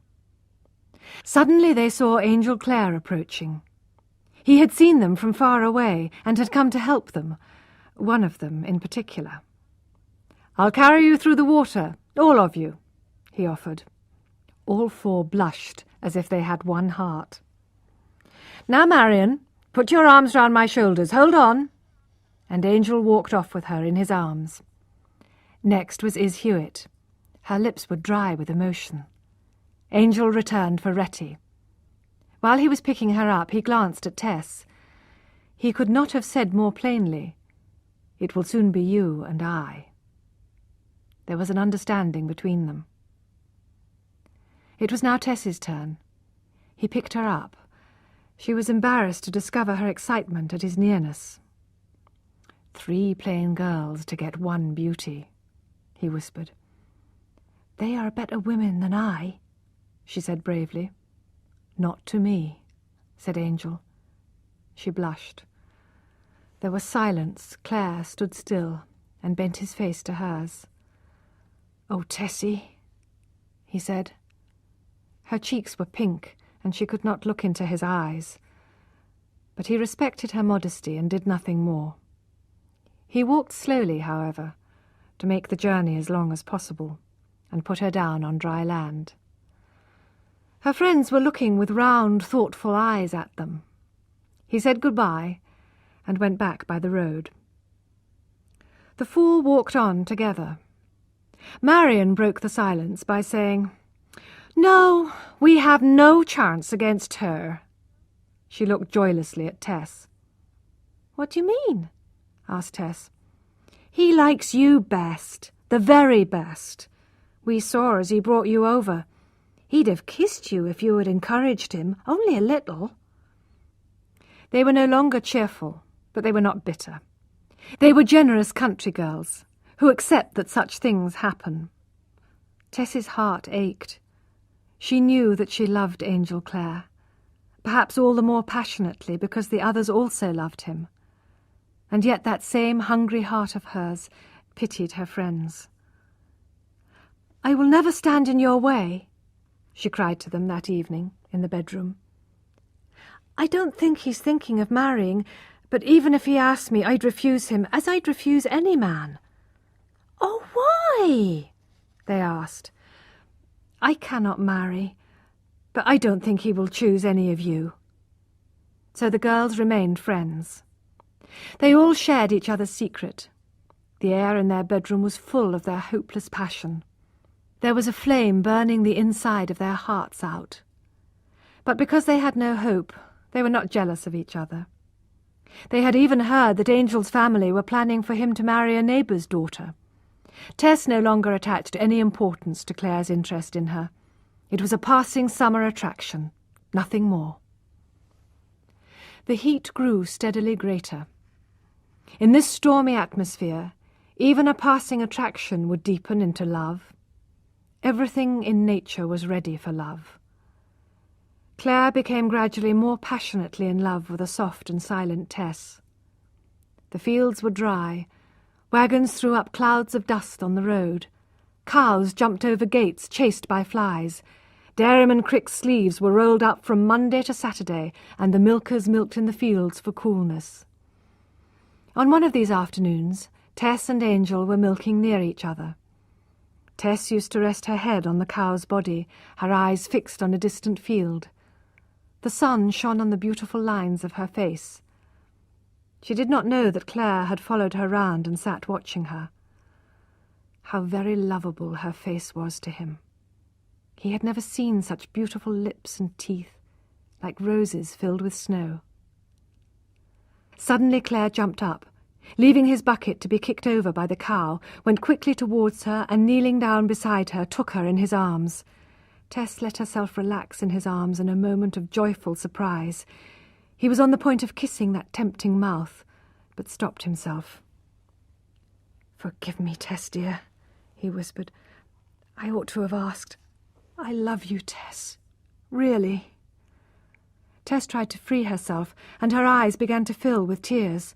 "Why are you crying, my darling?" he asked. "Oh, I don't know," she murmured, trying to pull away.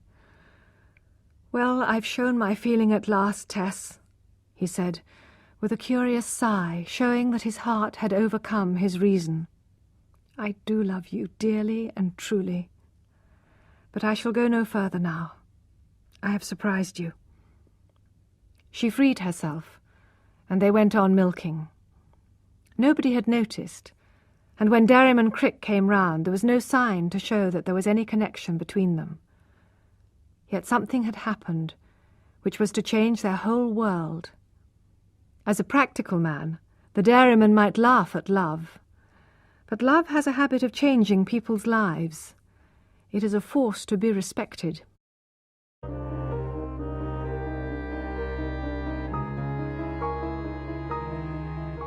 The result. Chapter 12.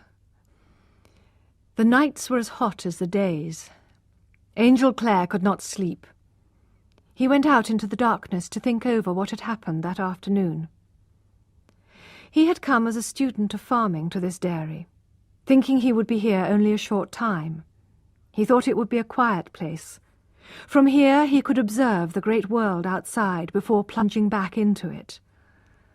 But the world outside had lost its interest, and the quiet place was now the centre of all feeling. Clare was a thoughtful, honest man. He knew Tess was not a toy to play with and throw away when finished with. Her life was as important to her as his was to him. He knew he must treat her affection for him seriously. But if they went on meeting every day, their relationship must develop. He could not stop himself. As he had not decided what purpose their relationship should have, he decided that for the moment they should meet as little as possible. But it was not easy to keep to this decision. He was driven towards her by the heat in his blood. He thought he would go and see his family. In less than 5 months he would have finished his studies here. After a few more months on other farms, he would be ready to start farming himself. Shouldn't a farmer's wife be a woman who understood farming?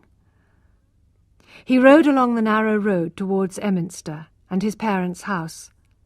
His eyes were looking not at the road, but at next year. He loved her. Ought he to marry her? What would his mother and brothers say? What would he himself say 2 years after the wedding? As he rode into the village, he saw a group of young girls waiting outside the church. Walking quickly to join them was Miss Mercy Chant, only daughter of his father's neighbour. His parents quietly hoped Angel would marry Mercy one day. She was very good at giving Bible classes, but in Angel's mind was the face of the pretty milkmaid, who hardly ever thought of God. His family were delighted, though surprised, to see him. Angel was glad to be at home, and yet he did not feel so much part of the family as he used to. His father's religious belief was very strict, but he was a kind, honest man, and fond of his sons. However, he would have been shocked to know of the pagan pleasure in nature and pretty womanhood experienced by Angel. His mother shared his father's religious views and helped in his church work. His brothers seemed rather unimaginative and narrow-minded, although they were both well educated. They felt that anybody outside the church or university could not be respected. As he walked with his brothers, Angel felt that however lucky they were to have a university education, neither of them really saw life as it was lived. They thought farming was a poor man's job, not suitable for a gentleman. Angel felt all the more determined to keep to his choice. In the evening he spoke to his father alone after prayers. Mr. Clare told his son he had been saving the money he would have spent on his university education for him. This encouraged Angel to ask his father what sort of wife a farmer needed. A really Christian woman. Nothing else matters. For example, my neighbour Dr. Chant. But isn't the main thing that she should be able to milk cows, churn good butter, value animals, and direct farm workers? Mr. Clare had clearly never thought of this before. Yes, certainly. But I was going to say that you will never find a purer woman than Mercy Chant. Your mother and I would be very happy if you— Yes, Mercy is good, I know. But, Father, don't you think that one who is just as good and pure, and who understands farm life as well as the farmer, would be much better? After much discussion, Angel got down to details. He explained he had met a woman who was ideally suited to be a farmer's wife, who went to church regularly, who was honest, sensitive, intelligent, graceful, pure as snow, and extremely beautiful. Is she of a good family, like Mercy? Asked his surprised mother, who had come in during the conversation. She is not what we call a lady, said Angel firmly. She is a cottager's daughter. What's the advantage of good family to me? My wife will have to work hard and manage with very little money. Mercy is educated. That has its charm, said his mother, looking at him through her silver glasses. "I shall help her with her reading. She will learn fast. She's full of poetry, real poetry. She lives what poets only write. And she is a good Christian girl. I'm sure you'll value her for that." His parents already doubted Angel's religious belief, so they were almost relieved to hear this of his future wife. They told him not to act in a hurry, but they would like to see her. Although Angel was free to marry or not as he wished, he did not want to hurt his parents, and he accepted their advice. As he set off to return to the dairy and Tess, his father rode with him a little way. Mr. Clare was telling his son about the new Urberville family, who had taken the ancient name and lived near Trantridge. There was a young man and his blind mother. Preaching in the church there one day, Mr. Clare had spoken out bravely against the well-known wickedness of young Urberville, who after this had publicly insulted him when they met later. Angel was angry with Urberville. "Dear father, you should not let yourself be insulted like that." "It doesn't matter to me. I have a duty to point out where people go wrong. Often men have hit me, but then at least they haven't hit their families. And they live to thank me and praise God. I hope this young man does the same," said Angel warmly, "but it doesn't seem likely." "We'll hope, anyway," said Mr. Clare. "Maybe one of my words may grow like a seed in his heart one day." Angel could not accept his father's narrow religious beliefs, but he loved him for his courage. He remembered that his father had not once asked whether Tess had money or not. This lack of interest in money meant that all the brothers would probably be poor forever, but Angel still admired his father's belief that money was not important. When he returned to the dairy, in the sleepy afternoon heat, nobody was awake. Getting up so early in the morning meant the milkers really needed a sleep before the afternoon milking. It was 3 o'clock, time for skimming. There was a slight noise upstairs, then Tess appeared before his eyes. She did not see him, and stretched one arm up above her head. She yawned like a cat, and he saw the red inside of her mouth. Her whole soul breathed out physical beauty. Then her eyes flashed as she recognized him. "Oh, Mr. Clare! How you frightened me! She said, looking glad, shy, and surprised at the same time. Clare stepped forward to put his arms round her. "Dear, darling Tessie," he whispered, putting his face to her warm cheek. "Don't call me Mr. Clare any more. I've hurried back because of you." They stood holding each other, the sun warming them through the window. He looked deep into her eyes of blue and black and grey. She looked at him as Eve must have looked at Adam. "I must go skimming," she said. Together they went to the milk-house. Perhaps the Talbotays' milk was not very well skimmed that afternoon. Tess was in a dream as she skimmed. The heat of his love made her feel like a plant under a burning sun. "There's something very practical that I want to ask you," he said gently. "I shall soon want to marry. Being a farmer, I need a wife who knows all about farms. Will you be that woman, Tessie?" She looked quite worried. She had accepted that she could not help loving him, but she had not expected this result. With bitter pain she replied as she had promised herself she would. "Oh, Mr. Clare, I cannot be your wife. I cannot be." The sound of these words seemed to break her very heart.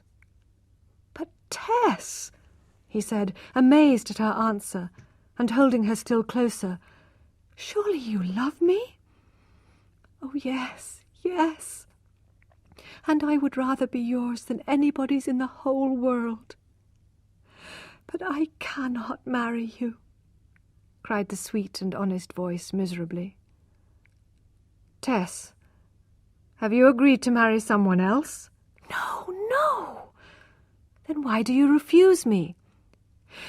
"Your father is a parson, And your mother will want you to marry a lady, said poor Tess, desperately trying to find an excuse. No, certainly not. That's why I went home, to talk to them both. I feel I cannot, never. Is it too sudden, my pretty? I'll give you time. I won't mention it again for a while. She tried to skim again, but her tears fell so that she could not do it. She could never explain her sadness, even to this her best friend.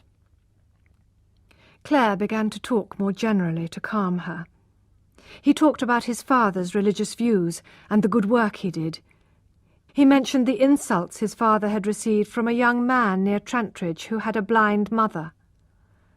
Tess now looked hard and worn, and her mouth was tragic. Claire did not notice. They finished skimming, and he said to her softly, "And my question, Tessie?" "Oh, no, no," she replied, hopelessly, thinking bitterly of Alec d'Urberville. "It can't be." She went out with the other milkmaids to the cows in the fields. Angel watched her moving freely in the air like a swimmer on a wave. He knew he was right to choose a wife from nature, not from civilization.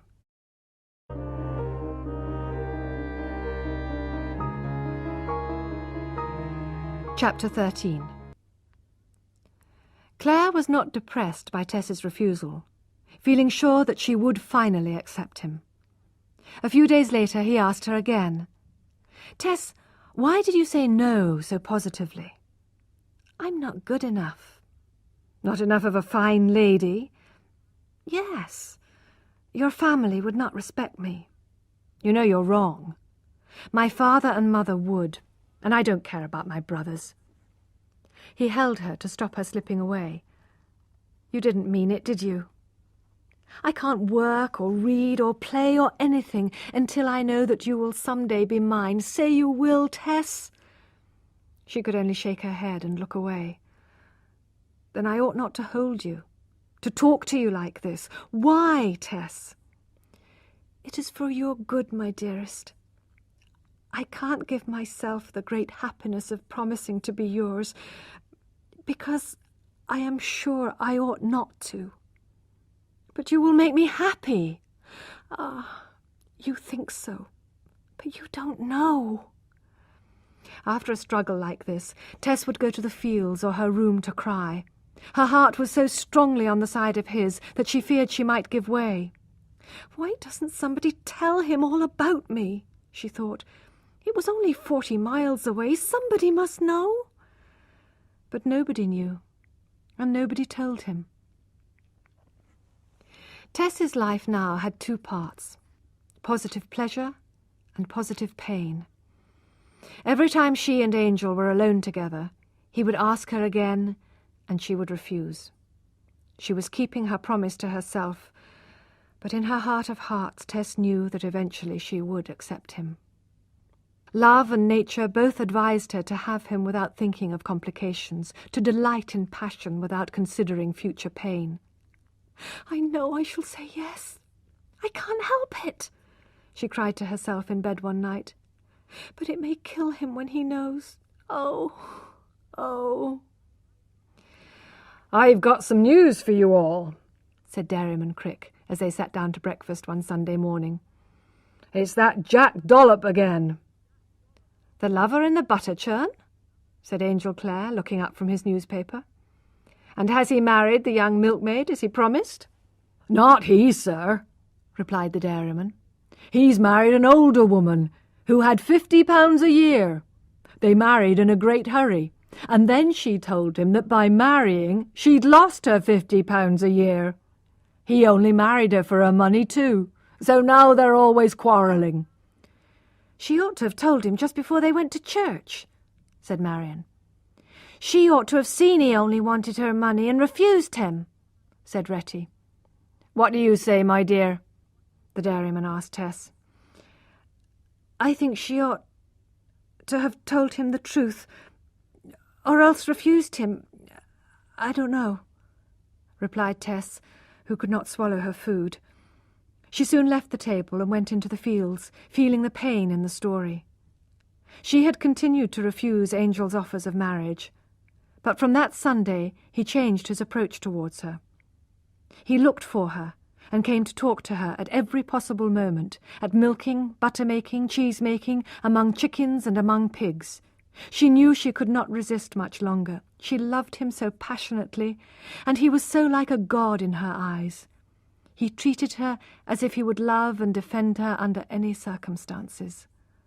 This began to make her feel less afraid about agreeing to marry him and telling him the truth about herself. The days were shorter now, and in the mornings the dairy worked by candlelight. One morning between 3 and 4, she ran up to Claire's room to wake him before waking the others. Having dressed, she was about to go downstairs when Angel came out of his room and stopped her. "Now, miss," he said firmly, "you must give me an answer, or I shall have to leave the house. You aren't safe with me. I saw you just now in your nightdress. Well, is it yes at last?" "I really will think seriously about it, Mr. Clare." "Call me Angel, then, and not Mr. Clare. Why not Angel, dearest?" "It would mean I agree, wouldn't it?"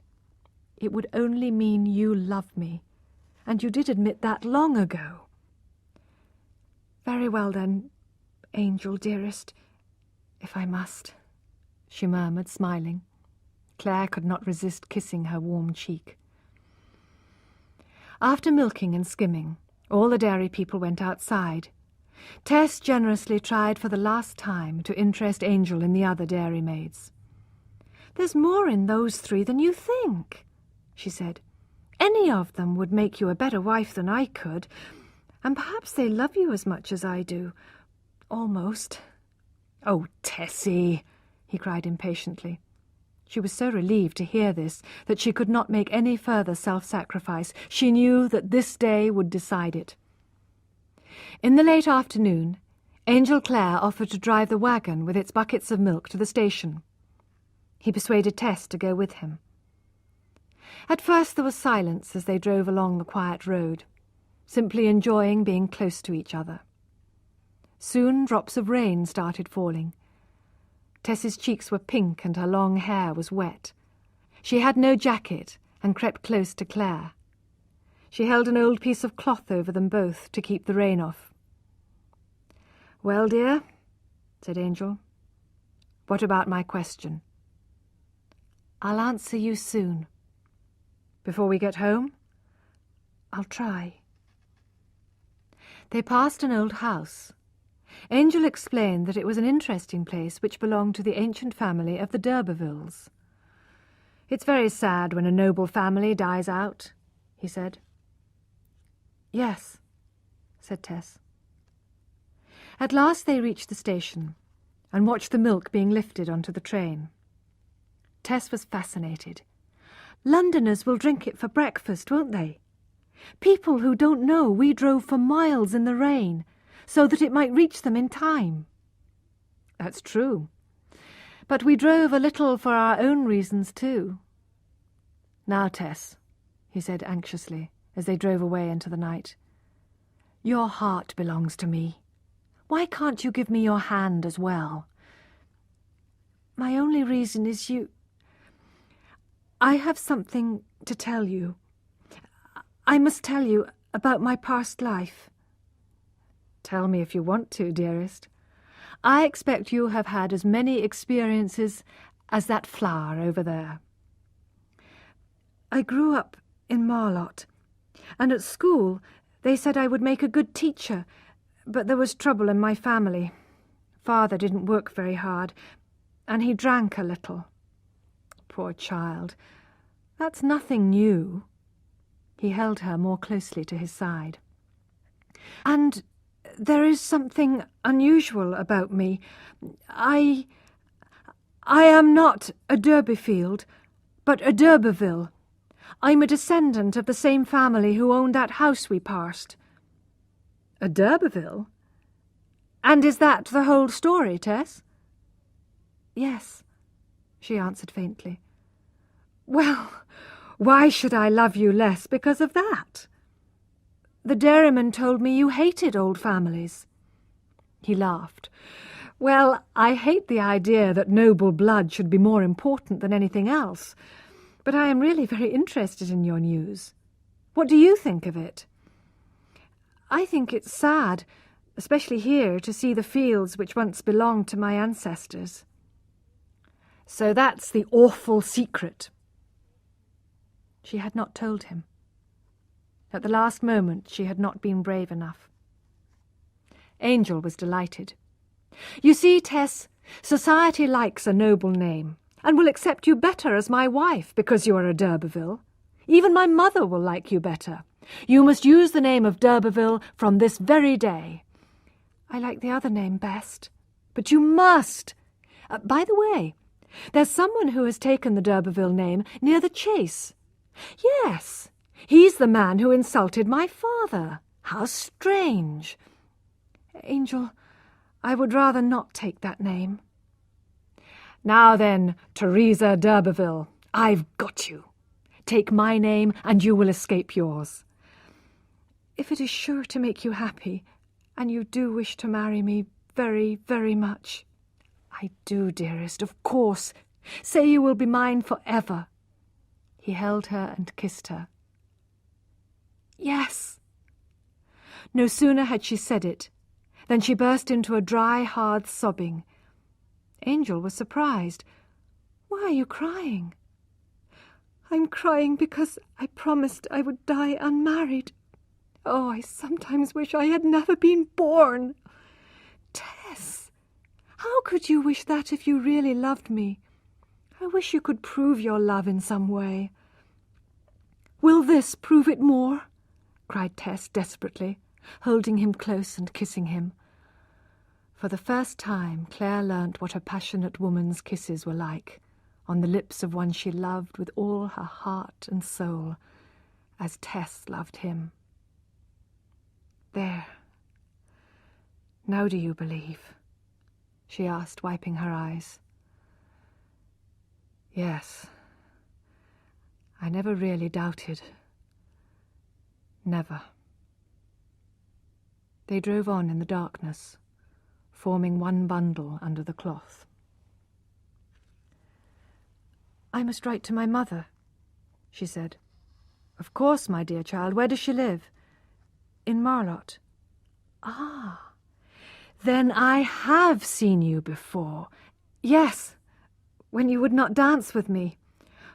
Oh, I hope that doesn't mean bad luck. After this decision, Tess wrote an urgent letter to her mother. This was the reply she received. Dear Tess, I hope you are well as I am. We are all glad to hear you are going to be married soon. But Tess, in answer to your question, whatever you do, don't tell your future husband anything about your past experience. No girl would be so foolish, especially as it is so long ago, and not your fault at all. Remember, you promised me you would never tell anybody. Best wishes to your young man. Love from your mother. Tess could not accept her mother's view of life, but perhaps Joan was right in this. Silence seemed best for Angel's happiness. So she grew calm, and from October onwards she was completely happy. Claire seemed the perfect guide, thinker, and friend. She saw perfection in his face, his intelligence, and his soul. She dismissed the past from her mind. They spent all their time together, as country people do once they are engaged. In the wonderful autumn afternoons, they walked by streams, crossing on little wooden bridges. They saw tiny blue fogs in the shadows of trees and hedges, and at the same time bright sunshine in the fields. The sun was so near the ground that the shadows of Claire and Tess stretched 1/4 of a mile ahead of them, like 2 long pointing fingers. When Claire talked to Tess of their future, and the farm they would have abroad, she could hardly believe that she would be going through the world by his side. Her feeling for him was now the breath and life of Tess's being, It made her forget her past sorrows, but she knew they were waiting like wolves for their moment to attack. One day she cried out to Angel, "Why didn't you stay and love me when I was 16?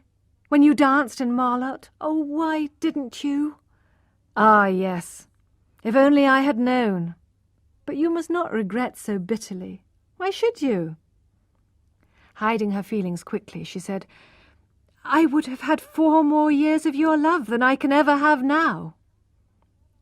They had to tell the dairyman and his wife that they were planning to marry. That night, as Tess entered the bedroom, all 3 dairymaids were waiting for him. "You are going to marry him?" said Marion.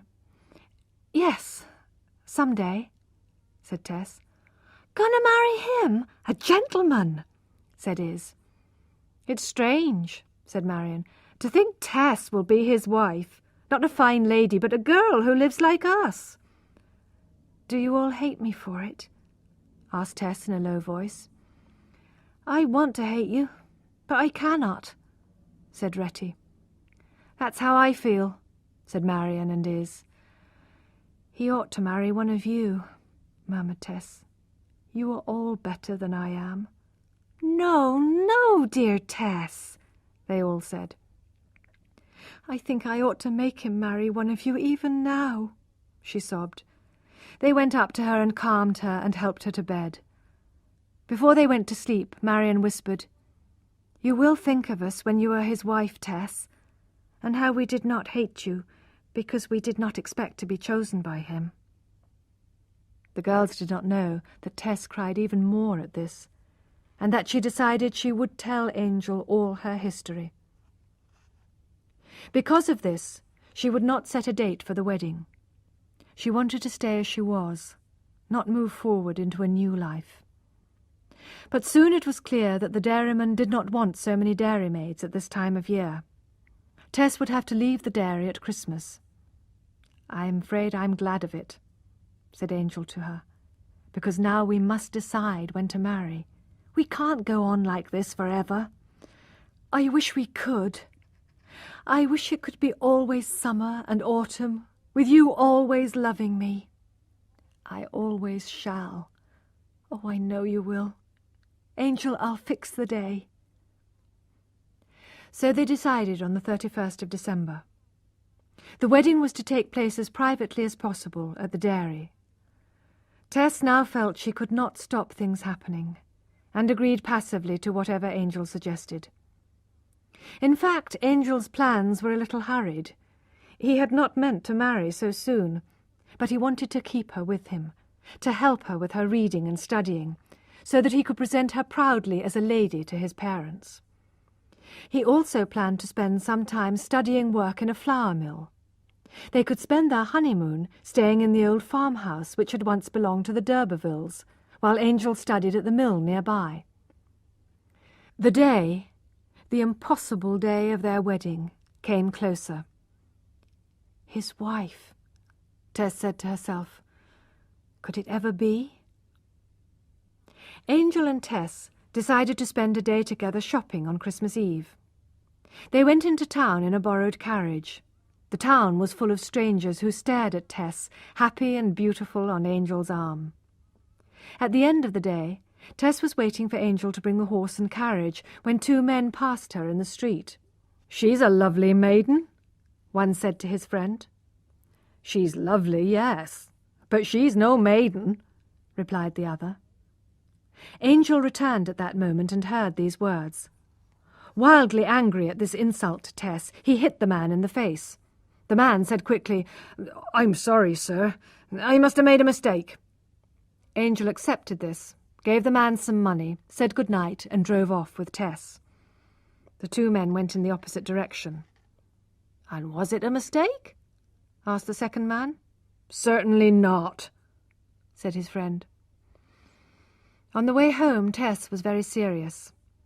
She felt she could not tell him the truth to his face, but there was another way. So she went to her room and wrote a 4-page letter describing exactly what had happened 3 or 4 years ago. In the night, she crept up to Angel's room and pushed the letter under his door. Next morning she looked anxiously at him, but he kissed her as usual. He said nothing about the letter. Had he read it? Did he forgive her? Every morning and night he was the same, until finally the wedding day came. Tess had not invited her family from Marlott. Angel had written to his. His brothers had not replied, and his parents wrote that they hoped he was not hurrying into marriage, but that he was old enough to decide for himself. Angel did not mind, because he was planning to introduce Tess to them as a d'Urberville as well as a dairymaid, some months later. Tess was still worried about her confession, and left the crowd of busy people downstairs to creep silently up to Angel's bedroom. There she found her letter unopened, just under the carpet. He had not seen it. She could not let him read it now, in the middle of the preparations. She found him alone for a moment. "I must confess all my mistakes to you," she said, trying to keep her words light.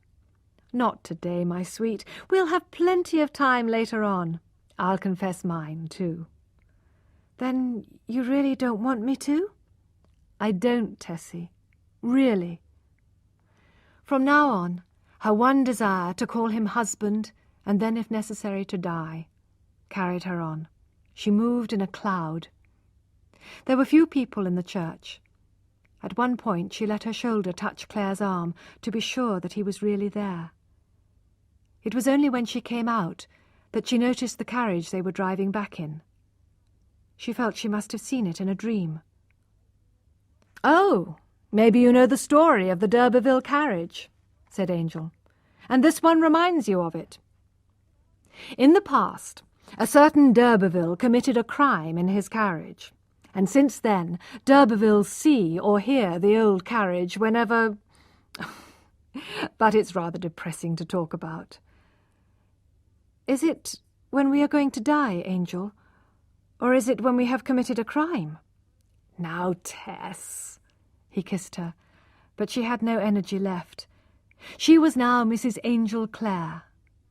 But wasn't she really Mrs. Alexander d'Urberville? Later that afternoon they left the dairy. All the dairy people watched them leave, and Claire kissed the dairymaids good-bye. As he was thanking the dairyman, a cock crowed just in front of him. "That's bad," whispered the dairymen to each other, "when a cock crows at a husband like that." And they laughed together behind their hands. "Go away!" shouted Mr. Crick at the cock. Later he said to his wife, "Why did it have to crow at Mr. Clare like that?" "It only means a change in the weather," said Mrs. Crick. "Not what you think. That's impossible." Tess and Angel arrived at the old d'Urberville farmhouse. It was empty, although a woman came to cook and clean for them. They had their tea together, and Claire delighted in eating from the same plate as Tess. Looking at her, he thought, "Do I realize how important I am to this woman, and how I must look after her? I must never forget to think about her feelings." It started to rain as it grew dark outside. Finally a man arrived from the dairy with their bags. "I'm sorry I'm late, sir," he said, "but terrible things have been happening at the dairy. You remember the cock crowing? Well, whatever it means, poor little Retty Priddle has tried to drown herself." "What happened?" asked Angel. "Well, after you left, she and Marion walked from one public house to another, drinking. Retty was found in the river later on, and Marion was found drunk in a field." "And Iz?" asked Tess. "Iz is at home as usual, but very sad and depressed." As the man left, Tess sat sadly by the fire looking into it. They were simple, innocent girls who had not been loved. It was wicked of her to take all the love without paying for it. She would pay. She would tell, there and then. Angel was sitting beside her, holding her hand. Their faces were red in the firelight. "This morning," he said suddenly, We said we would both confess our mistakes. I must tell you something, and you must forgive me. Perhaps I ought to have told you before. I put off telling you, because I didn't want to lose you. Angel, I'm sure I'll forgive you. A wild hope was making Tess's heart beat faster. Well, wait a minute. You know how much I believe in goodness and purity. But I myself, when I was in London years ago, did wrong with a woman I hardly knew. It lasted 2 days. I came home, and I have never done anything like it since. Do you forgive me? Oh, Angel, of course I do. And I'm almost glad, because now you can forgive me. I have a confession too. Ah, yes. Well, confess, you wicked little girl. It can hardly be more serious than mine. It can't. No, it can't. She jumped up joyfully at the hope. No, in fact, it is just the same. I will tell you now. She sat down again. They held hands. The fire burned like a Judgment Day fire. Her shadow rose high on the wall. Putting her head against his, she bravely told the whole story of her meeting with Alec d'Urberville and its results.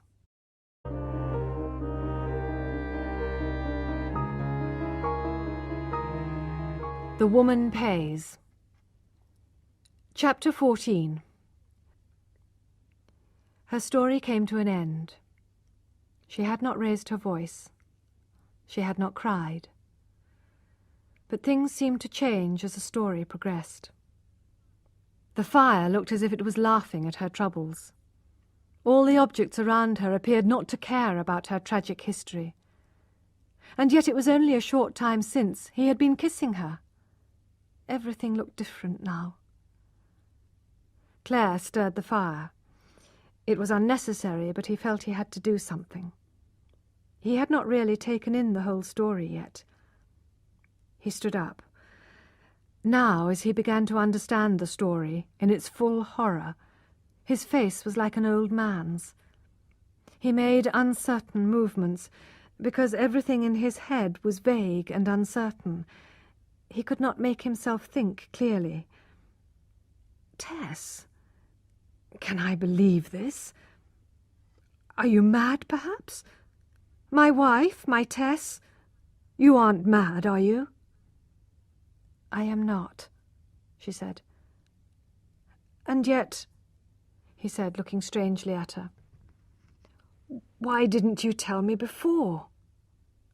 Oh, yes, you would have told me, in a way, but I stopped you, I remember.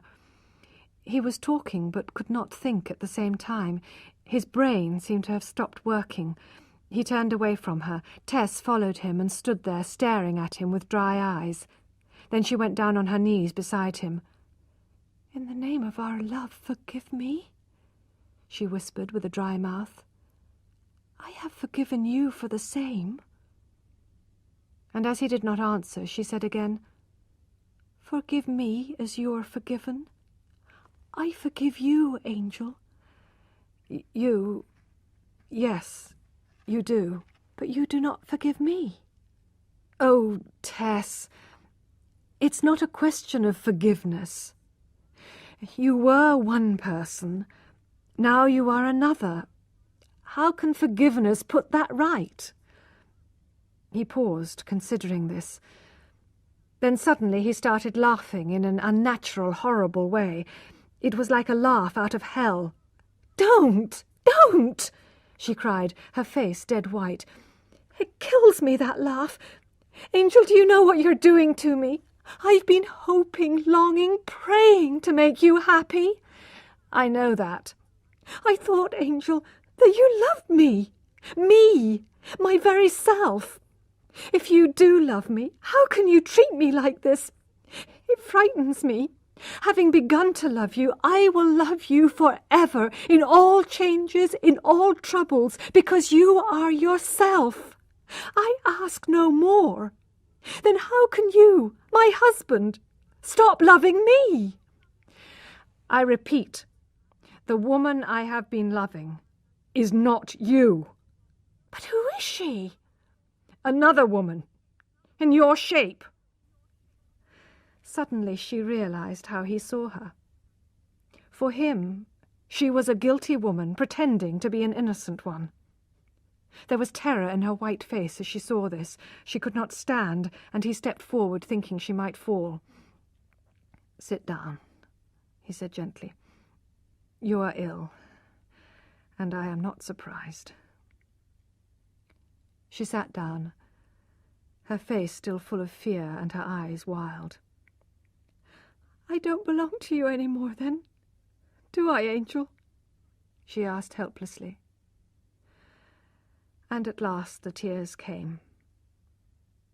Claire watched her sobbing, and waited until the first violence of her emotion had passed. "Angel," she said suddenly in a normal voice, "am I too wicked for us to live together?" "I haven't had time to think what we should do." "I won't ask you to let me live with you, Angel, because I have no right to. I won't write to tell my family we are married, as I said I would." "Won't you?" "No. I won't do anything unless you order me to. And if you go away, I won't follow you. And if you never speak to me again, I won't ask why, unless you tell me I can." "And if I order you to do anything?" "I'll obey you, even if I have to lie down and die." "How good of you. But it seems you have changed. In the past you were keen to look after yourself. Now you are keen to sacrifice yourself." Claire's bitter words, however, were not fully understood by Tess. She only knew that he was angry with her. She stood silent, not knowing that he was struggling with his love for her. She did not observe a large tear rolling slowly down his cheek. He was realizing what a change Tess's confession had made to his whole life. He had to decide on some action. "Tess," he said as gently as he could, "I can't stay here just now. I'm going out." He quietly left the room.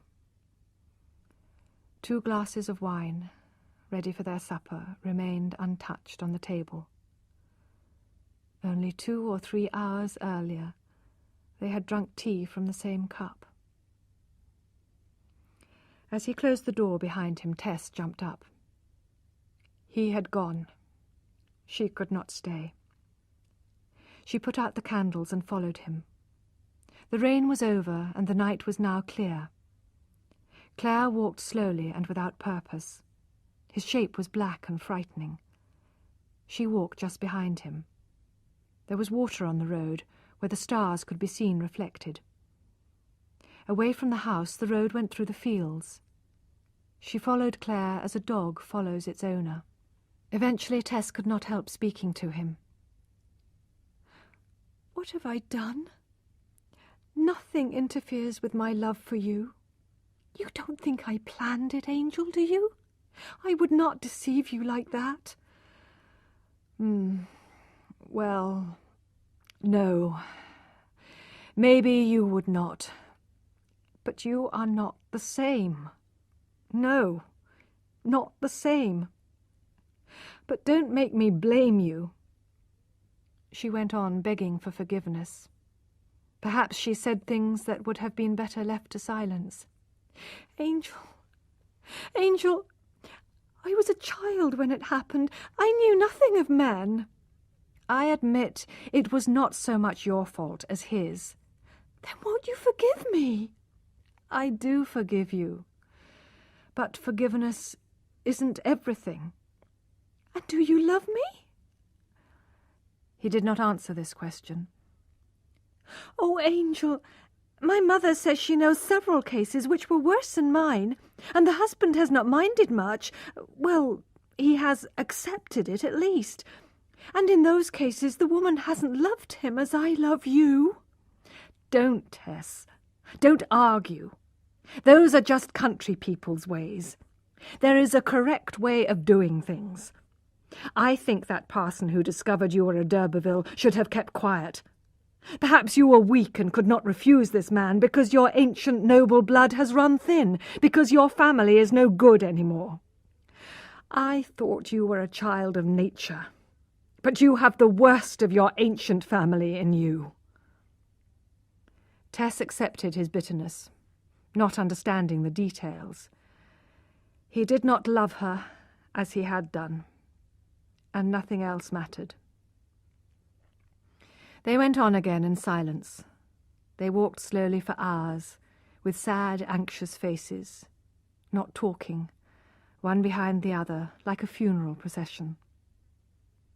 Tess said to her husband, "I don't want to cause you sadness all your life. The river is down there. I can put an end to myself in it. I am not afraid." "Don't talk like that. Do what I ask. Go back to the house and go to bed." "I will," she said obediently. When she returned to the house, she found everything as they had left it, and the fire still burning. She went to the bedroom. There was a mistletoe branch hanging above the bed. Now she understood why Angel had brought a strange parcel with him. It was to surprise her. He had delightedly hung it there. Now it looked foolish and out of place. As she had nothing more to fear, and nothing more to hope for, she lay down. In a few moments, lonely Tess was asleep, in the bedroom once used by the young wives of her ancestors. Later on that night, Claire also came back to the house. He prepared a bed downstairs, but crept shoeless upstairs to see if Tess was asleep.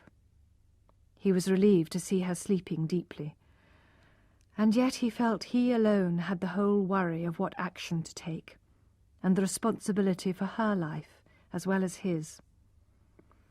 He turned away from her door, and then turned back again, pulled by his love for her.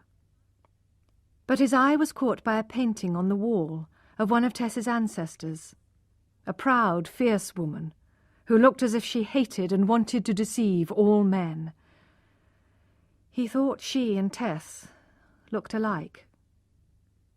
That was enough to stop him, and he went downstairs to his lonely bed. He looked calm and cold, full of self-control. His face showed he had fought against passion and won, but did not like being the winner. He still found it difficult to accept that Tess, the pure village maiden, was not what she seemed. How unexpected life could be. He put out the candle. The night came in, unconcerned and uninterested. The night which had swallowed up his happiness.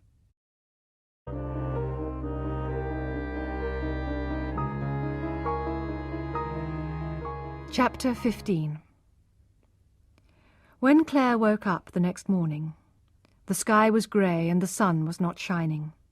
The fireplace in the room was full of cold ashes. The 2 full glasses of wine still stood untouched on the table. When the cleaning woman came, he sent her away, not wanting a third person in the house. He found wood to make a fire and prepared breakfast. People passing the farmhouse saw the smoke rising from the chimney and envied the newly married couple in their happiness. "Breakfast is ready," he called upstairs in a normal voice.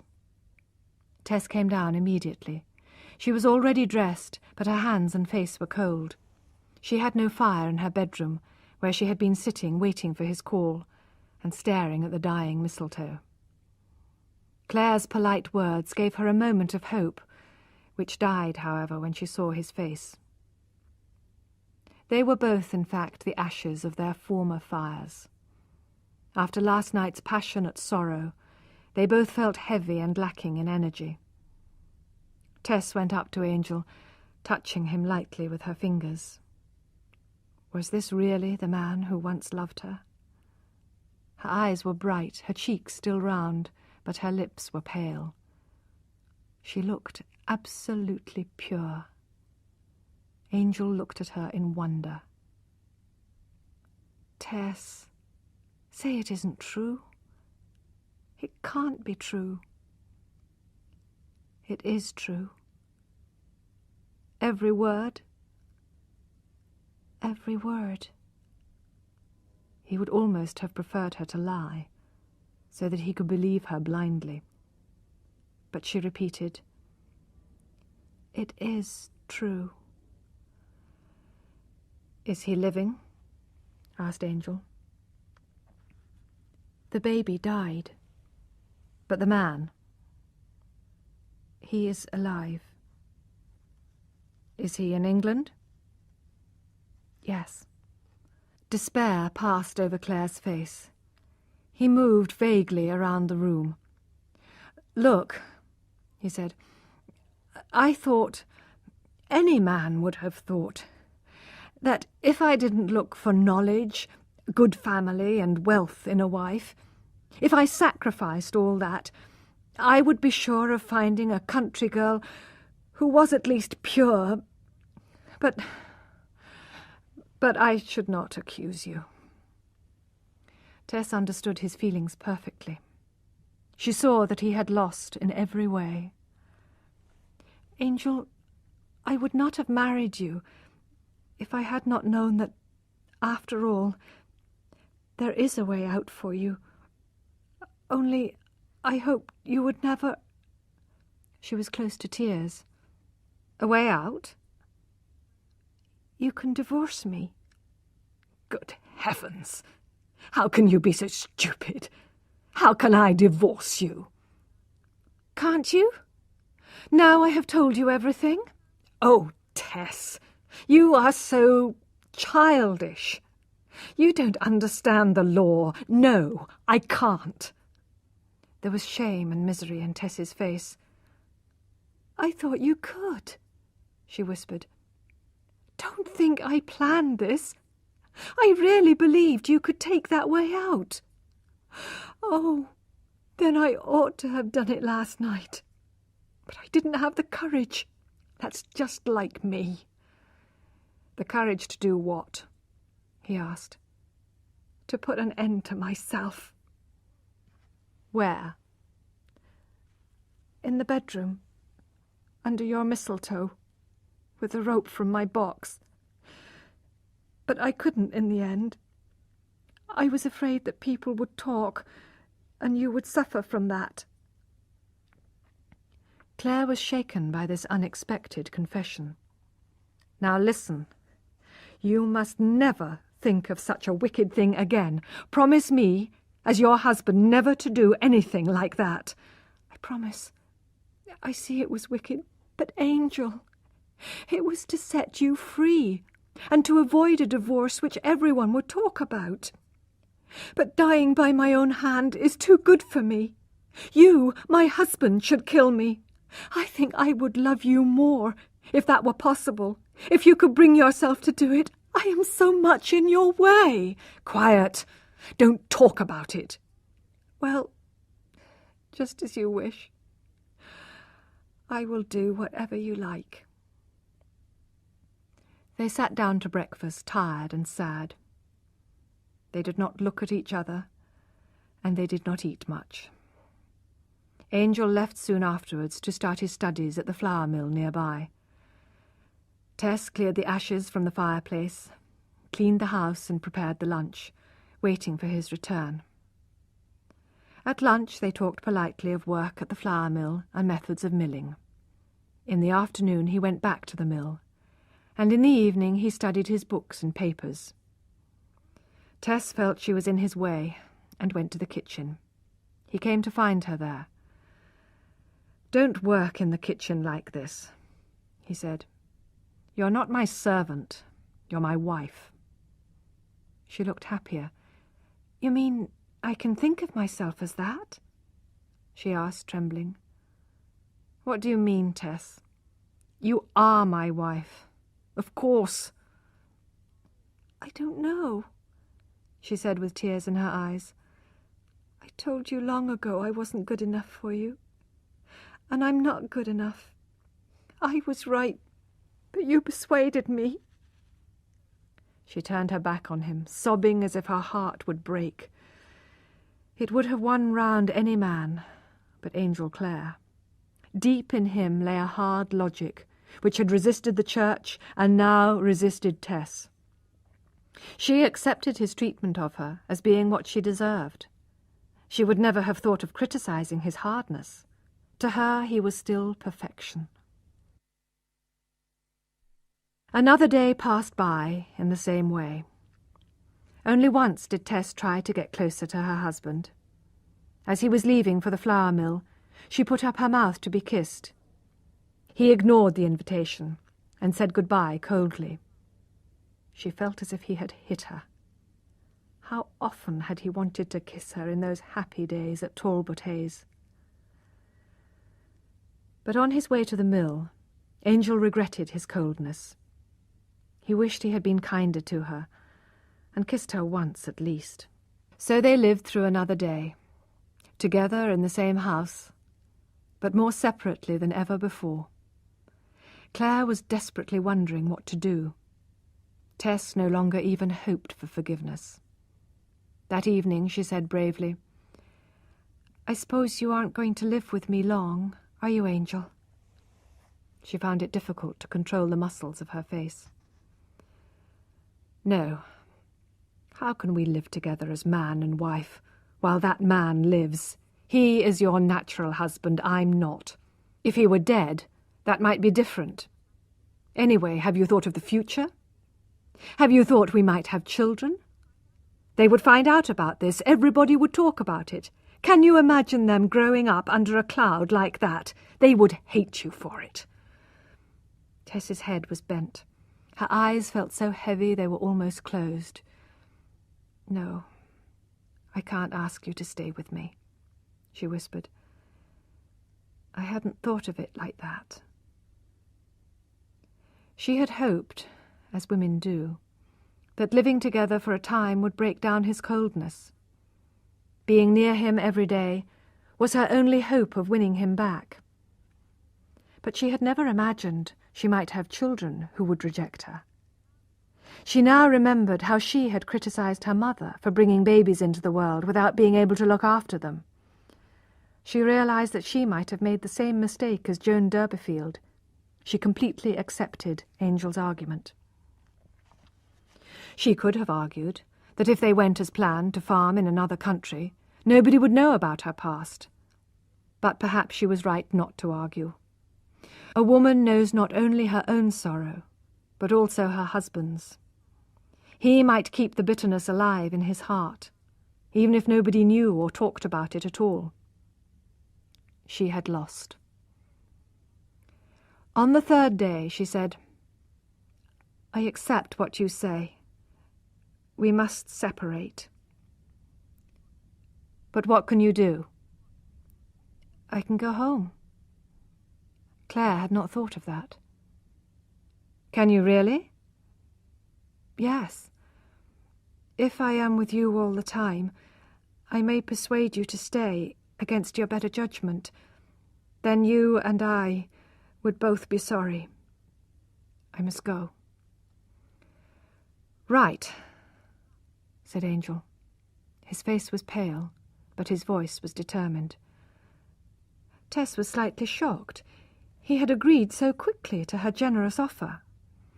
"I didn't like to suggest it," he said. "But as you have, I think it's a good idea to part, at least for a while. God knows, we may come together again one day." So they both prepared to leave the following day. That night, Tess was woken by a noise in the house. At first she thought Angel was coming to her bedroom, and her heart beat wildly with joy. But then she saw his eyes staring emptily ahead of him, and knew he was walking in his sleep. He came to the middle of her room and said very sadly, "Dead, dead, dead. Poor darling Tess, so sweet, so good, so pure. My wife, dead. These words, which he would never say when awake, were very sweet to Tess. She would not have moved to save her life. She lay in absolute stillness, trying not to breathe, wondering what he was going to do with her. Her trust in him was complete. He picked her up and carried her to the stairs. Was he going to throw her down? She knew he was leaving her the next day, perhaps forever. She almost hoped they would fall and die together. He continued downstairs, taking her out of the house towards the river. She had given herself totally up to him, and did not care what happened to her, as long as she was with him. They arrived at a place where the river was fast and deep, and Angel started to cross it on the narrow footbridge, still holding Tess. Perhaps he wanted to drown her. Even that would be better than separation. As they crossed, the water rushed fiercely below them. If Tess had moved in his arms, they would both have fallen into the dangerous water. But she had no right to take his life, although her own was worthless. So she stayed still. Angel walked purposefully towards a ruined church near the river. Against the old wall was an empty stone tomb. In this he carefully laid Tess, and kissing her lips, sighed deeply and happily. He immediately lay down on the ground next to the tomb and looked fast asleep. Tess stepped out of the tomb and managed to persuade Angel to walk back to the house without waking him. It was very cold outside, and both had only night clothes on. She helped him to his sofa bed in the living room, and he still did not wake up.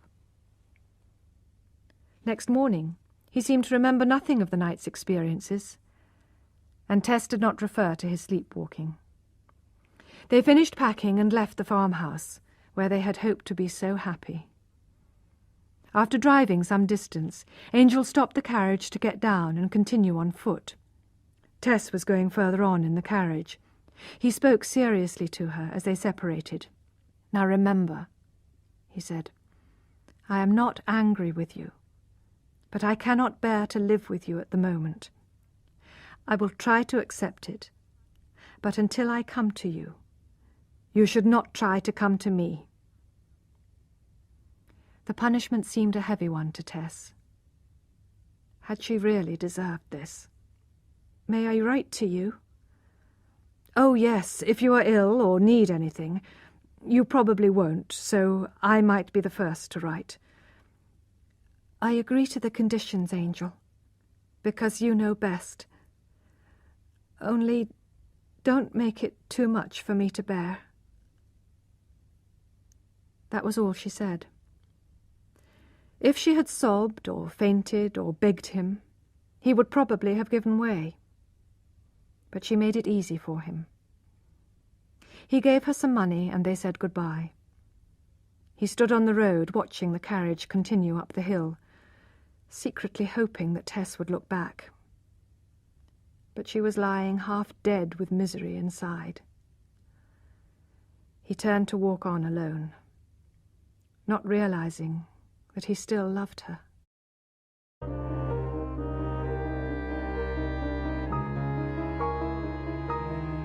Chapter 16. As the carriage drove on through Blackmore Vale, Tess now began to awake from her sorrow and wonder how she could face her parents. She left the carriage and came into Marlott on foot. When she entered the little cottage, her mother was doing the washing as usual. "Why, Tess!" she cried when she saw her daughter. "I thought you were married, really married this time." "Yes, Mother, I am." "Then where's your husband?" "Gone away for a time."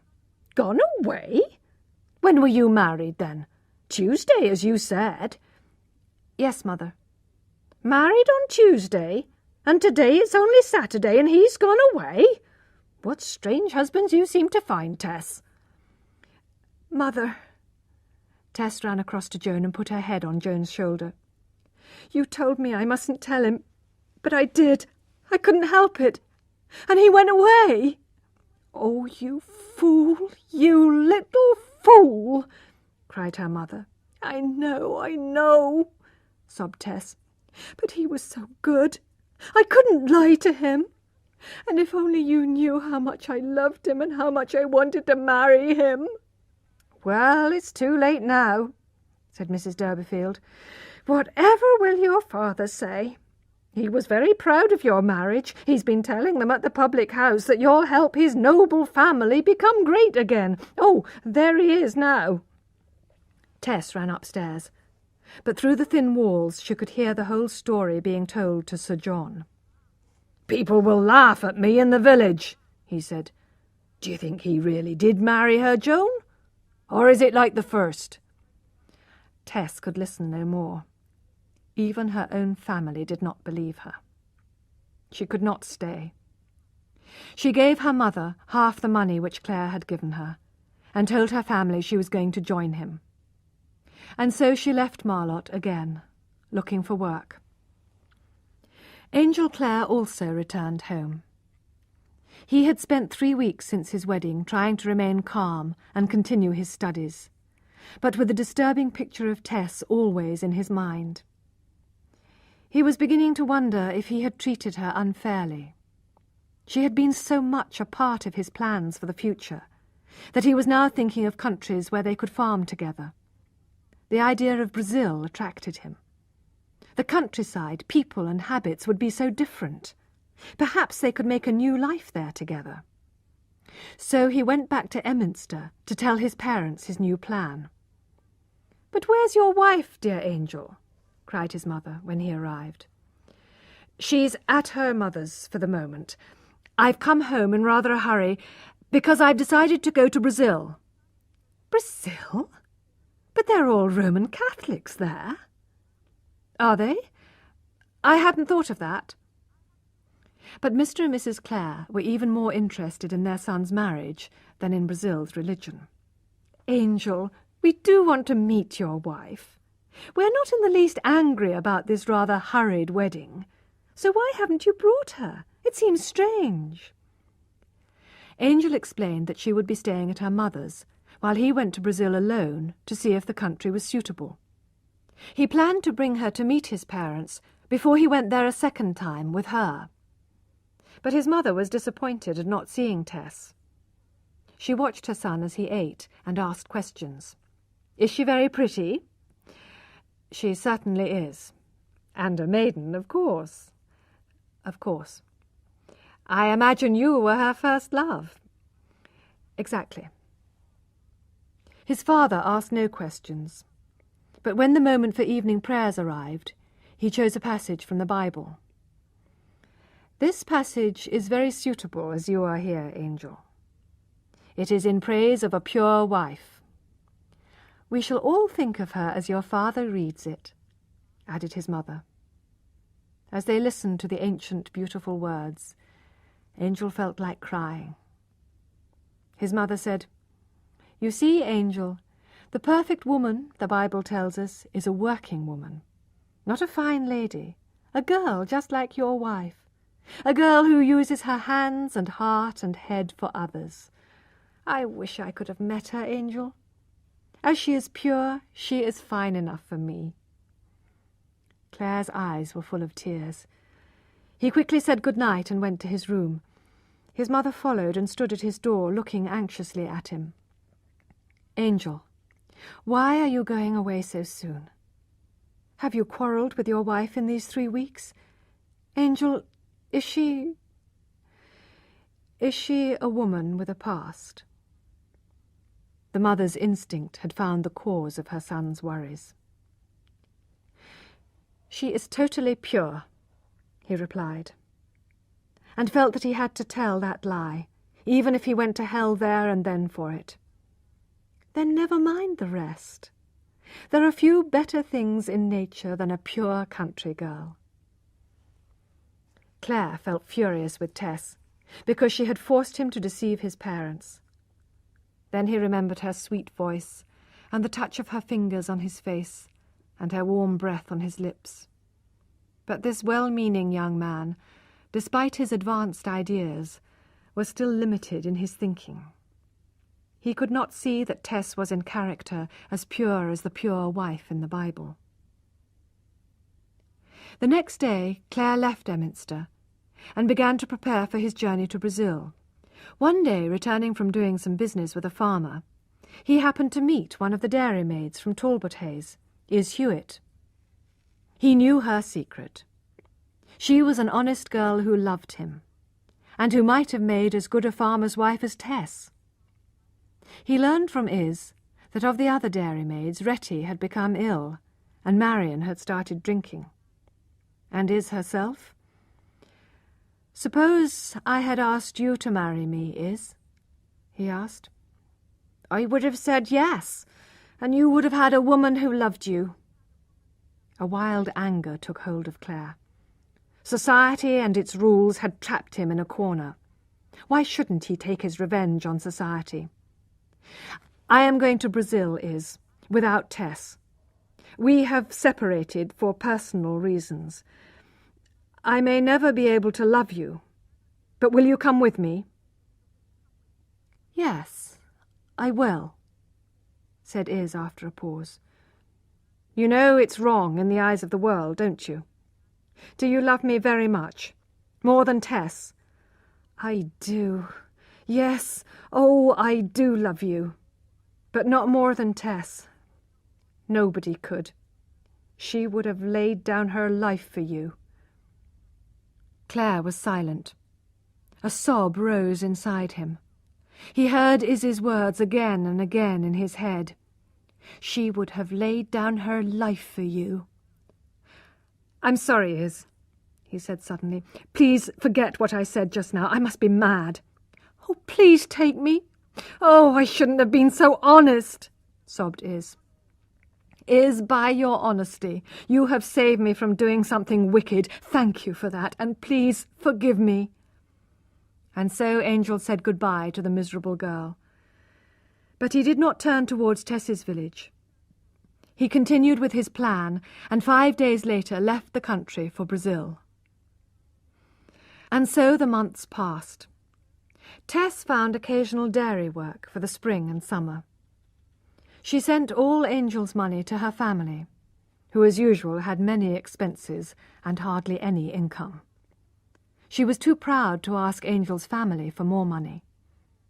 That winter she went to work at another farm, where Marion was working. Here the earth was poor, and the work was difficult. But Tess did not mind the hard work in the fields. As she and Marion dug out the vegetables in the pouring rain, they talked of Talbothays, and of the sunny green fields, and of Angel Clare. Tess did not tell Marion everything, so Marion could not understand why the couple were apart. They wrote to Iz, asking her to join them if she had no other work. It was the coldest winter for years, but Tess and Marion had to go on working in the snow. Tess realized that the farmer was the same Trantridge man who had recognized her in the market town and had been knocked down by Angel. He made her work twice as hard as the others. When Iz came, Tess saw her whispering to Marion.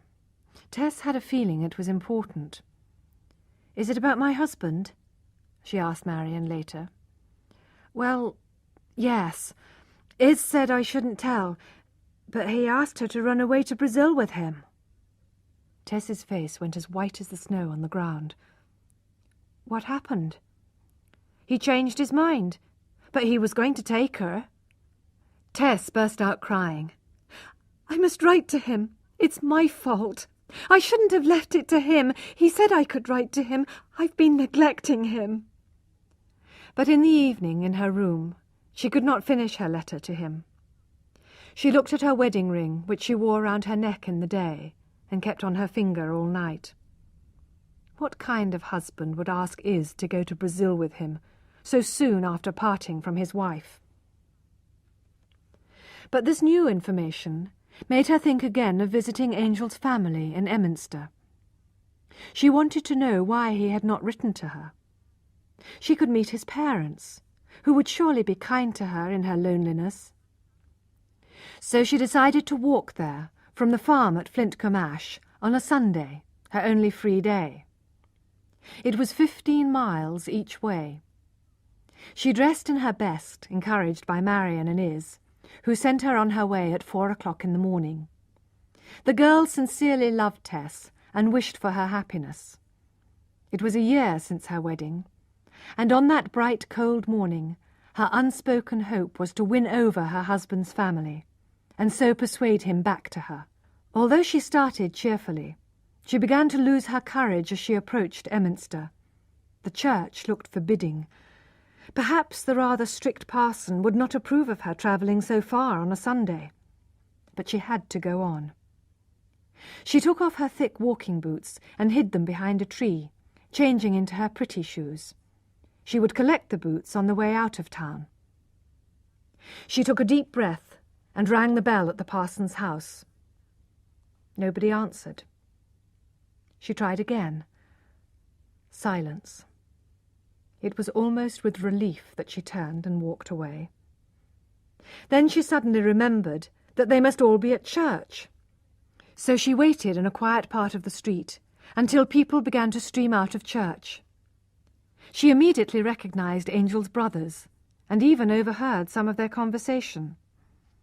"Poor Angel," one of them said. "There's that nice girl Mercy Chant. Why on earth didn't he marry her instead of rushing into marriage with a dairymaid? It's certainly very strange, but his ideas have always been most odd." They joined Mercy Chant as she came out of church, and walked together along the road Tess had walked into Emminster. "Look, here's a pair of old boots," said one of the brothers, noticing Tess's boots behind the tree. "Excellent walking boots, I see," said Miss Chant. "How wicked to throw them away. Give them to me. I'll find a poor person who would like them." Tess walked quickly past them, tears running down her face. She continued walking as fast as she could, away from Emminster.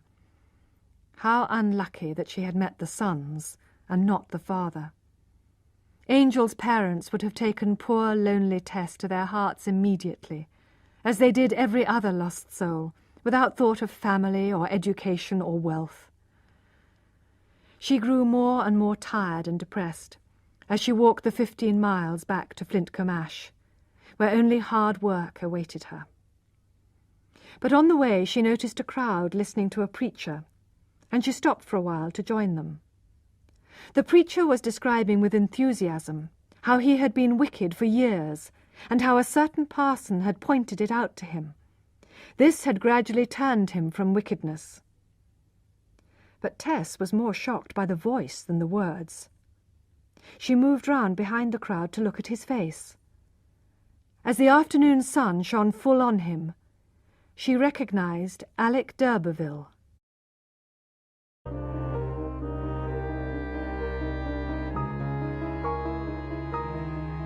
A Changed Man. Chapter 17. This was the first time she had seen or heard of d'Urberville since she had left Trantridge, and although he stood there openly as a preacher, as a religious man, she still felt afraid of him. He had changed his clothes, his hair, his moustache, and his expression. But could she really believe that he had changed his most secret thoughts and beliefs? As soon as she recovered from her surprise, she moved away so that he would not notice her. But he suddenly caught sight of her, and the effect on him was electric. His enthusiasm faded, his voice hesitated, his lips trembled, his eyes dropped in confusion. Tess walked rapidly away along the road. However, as she walked, she felt he must be looking at her back as she walked away. And now she knew she could never escape the past as she had hoped. Reminders of her past would surround her until she died. As she walked uphill, she heard footsteps behind her, and turning saw that it was the one person in the whole world she did not want to meet this side of the grave. "Tess," he said, "I'm Alec d'Urberville." "I see you are," she said coldly. They walked on together. "You may wonder why I'm following you. Well, I feel you are the person I would most like to save from hell, so I have come to do that." "Have you saved yourself?" Tess asked bitterly. "God has done it all, not me. I must tell you how I came to believe in him. Have you ever heard of the parson of Emminster, old Mr. Clare? A very strict, sincere man." "I have," said Tess. "Well, he came to Trantridge once and tried to show me how wicked my life was. I insulted him at the time, but later my mother died, and somehow I began to think about what old Mr. Clare said. Since then, my one desire has been to help others to understand God too." "Don't go on," cried Tess. "I can't believe in such a sudden change. I almost hate you for talking to me like this, when you know how you've ruined my life. You enjoy yourself for a while, and then you make sure of your place in heaven." As she spoke, she looked him full in the face with her great beautiful eyes. "Don't look at me like that," said Alec. "Your eyes remind me of... well, women's faces have too much power over me. Don't look at me. It might be dangerous for you." Eventually they came to a crossroads, where a strange stone stood. It was a lonely, unfriendly place, where people did not like to stay for long. Alec stopped here. "I must go to the right here. I'm preaching at 6 this evening. Tell me, how has your life been since we last met?" Tess told him about the baby. Alec was shocked. "You should have told me. But before we part, come, put your hand on this stone. It was once a holy cross. I'm afraid of your power over me. Swear on the cross that you will never tempt me into wickedness." "Good God! How can you ask such an unnecessary thing? I don't want to see you ever again." "No, but swear it." Tess placed her hand on the stone and swore. "I shall pray for you," called Alec as he walked away. "Who knows? We may meet again." Tess went on her way feeling upset, and soon met a man on the road. He told her that the cross was not religious, but marked the place where a criminal was put to death and buried. Trembling a little at this information, she finally arrived at Flintcomb Ash. One day the following week, when Tess was working in the fields as usual, Alec d'Urberville came to see her. He explained to her that he intended to sell his land at Trantridge and go to help poor people in Africa. "Will you help me put right the wicked thing I did to you? Will you be my wife?" "Oh, no, sir!" she cried, horrified. "Why not?" Disappointment was visible in his face.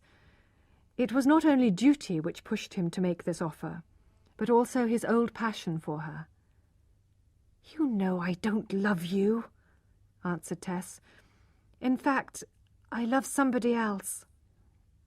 "Perhaps that is only a passing feeling." "No. Yes. Why not? You must tell me." "Well, then, I have married him." "Ah!" he cried, and looked hard at her. "It's a secret here," she begged. "Please don't tell anybody." "Who is he?" asked d'Urberville. "Where is he? Why isn't he here to look after you? What sort of husband can he be, leaving you to work like this?" "Don't ask!" cried Tess, her eyes flashing. "Your eyes," whispered Alec. "I thought I no longer felt anything for you. But when I look into your eyes—" He took her hand. She pulled it quickly away. "Go now. Please, in the name of your new religion, go. Respect me and my husband." "Don't worry. I can control myself. I just hoped that our marriage would take away the bad in both of us. But that plan is no good now." He walked slowly away, his head bent in thought. The farmer approached at that moment, and was angry with Tess for wasting time talking to a stranger. Tess preferred hard words from this man of stone to sweet ones from Alec d'Urberville. For a moment, however, she imagined escaping from her present hard life by marrying Alec, but rejected it immediately. At home that night, she began a letter to Claire, telling him of her great love for him. Reading between the lines, he would have seen her secret fear for the future. But again she could not finish the letter, thinking of his offer to Iz, and so he never received it. On a Sunday in February, she was eating her lunch in the cottage where she lived, when d'Urberville knocked at the door. He rushed in and threw himself into a chair. "Tess!" he cried desperately. "I can't help it. I can't stop thinking of you. Pray for me, Tess." Tess did not pity him. "I cannot, because I don't believe God would change his plans just because I asked him." "Who told you that?" "My husband." "Ah, your dear husband. Tell me what he believes." Tess explained, as clearly as she could remember, Angel's beliefs. Alec watched her closely. "The fact is, you just believe whatever he says. That's just like you women." "Ah, that's because he knows everything," Tess replied with enthusiasm. "What is good enough for him is good enough for me." Interesting," murmured d'Urberville. "Perhaps he understands religion better than old Mr. Clare. Perhaps he's right not to attach too much importance to the Bible and to fixed ideas. Perhaps I was wrong to become a preacher. Today I shall be preaching at 2:30, and here I am. My passion for you was too strong for me." "You have let all those people down. They are waiting for you." "What do I care? You are the one woman I have always wanted. Why have you tempted me away from religion? I can't resist you." His black eyes flashed passionately. He advanced towards her.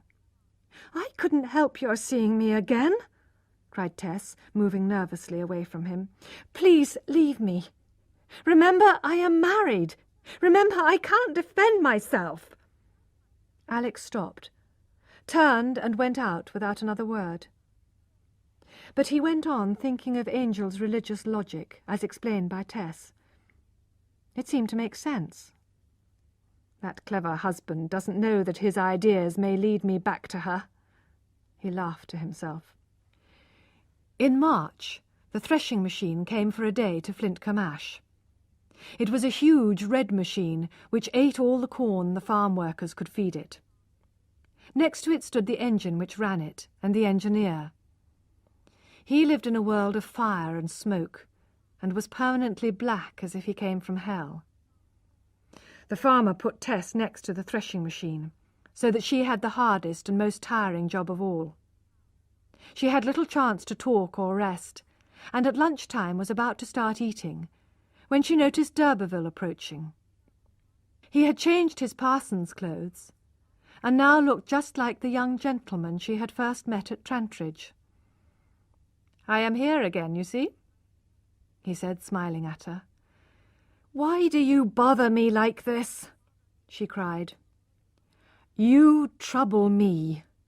Your eyes look at me night and day. I can't forget them. Tess, when you told me about that child of ours, my feelings for you became strong again. I have lost interest in religion, and it is your fault." "You have stopped preaching?" asked Tess, shocked.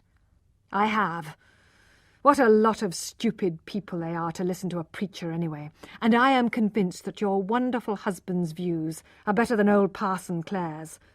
I don't know how I became so enthusiastic, so now here I am, my love, just as in the old times." "Not like that at all," No, now it's different, she said firmly. Oh, why couldn't you stay religious?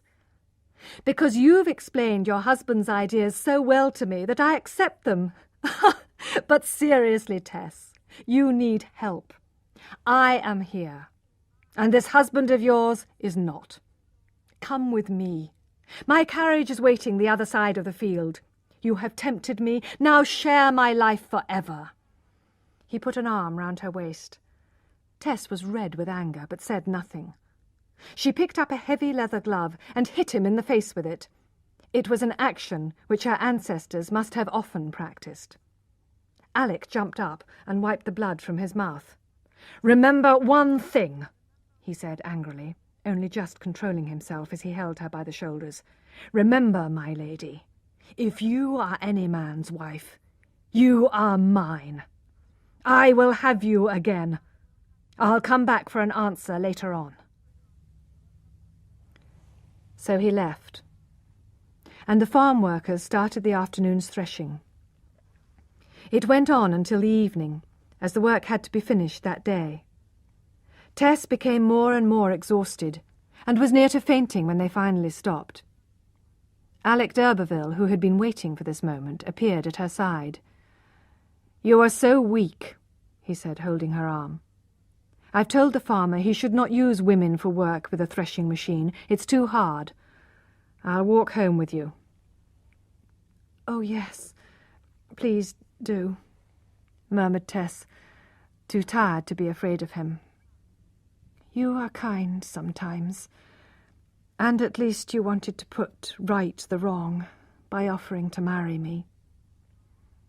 "If I can't marry you, at least I can help you. I have finished with religion, but you must trust me. I have enough money to help your family and make them comfortable." "Have you seen them lately?" asked Tess quickly. "God knows they need help, but no, I can take nothing from you, either for them or for me. Please, leave me alone."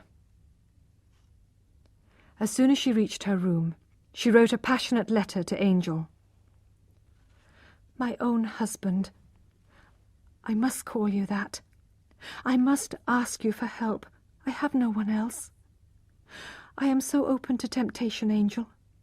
I cannot tell you who it is. Can't you come to me now, before anything terrible happens? I know you are far away, but I need help. I know I deserve the punishment you gave me, but please, Angel, please be kind to me. If you would come, I could die in your arms. I live only for you. Don't think I shall be bitter because you left me. I am so lonely without you, my darling. Haven't you ever felt one little bit of your love for me at the dairy? I am the same woman you fell in love with then.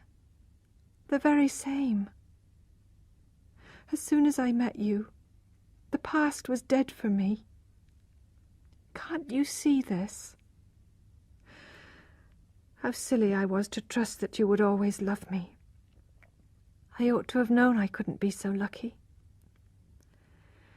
People say I am still rather pretty, Angel, but I don't care about my looks because you are not here. If you won't come to me, could I come to you? I'm so worried. I'm afraid I may fall into some wicked trap. Save me from what threatens me. Your faithful, heartbroken Tess.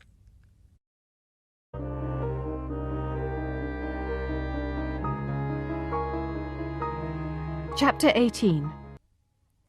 This desperate cry for help eventually arrived at the parson's house in Emminster.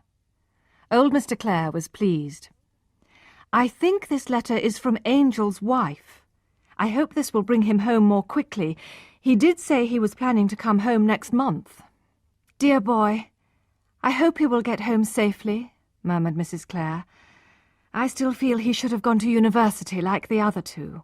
He should have had the same chance as them, church or no church." This was the only complaint she ever made to her husband. He too was worried that he had been unfair to Angel. They blamed themselves for this unfortunate marriage. If Angel had studied at Cambridge, he would never have become a farmer and married a country girl. Still, his more recent letters showed that Angel was planning to come home to fetch her. So perhaps their quarrel, whatever it was, could be settled.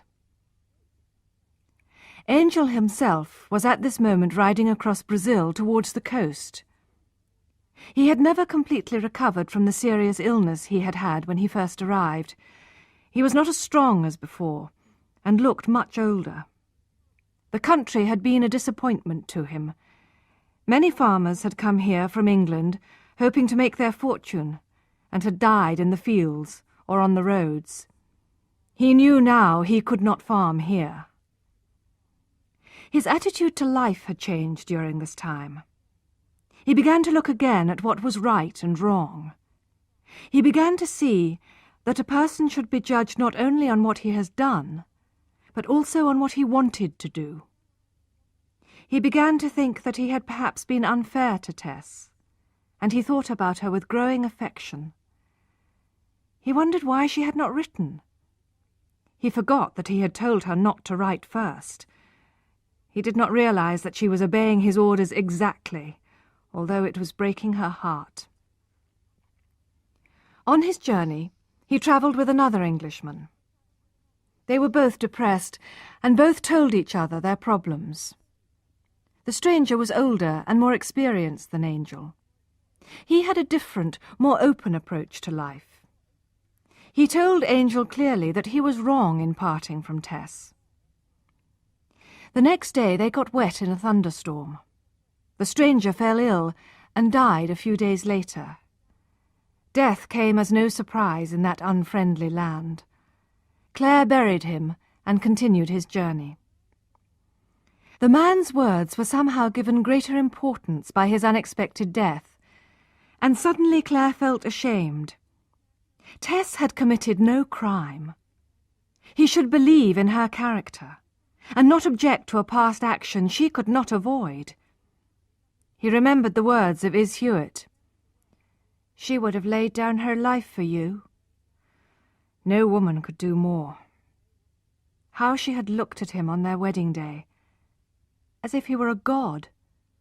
And during that terrible evening by the fireside, when she told him her story, how desperately sad she had been to realize he might not love her any more.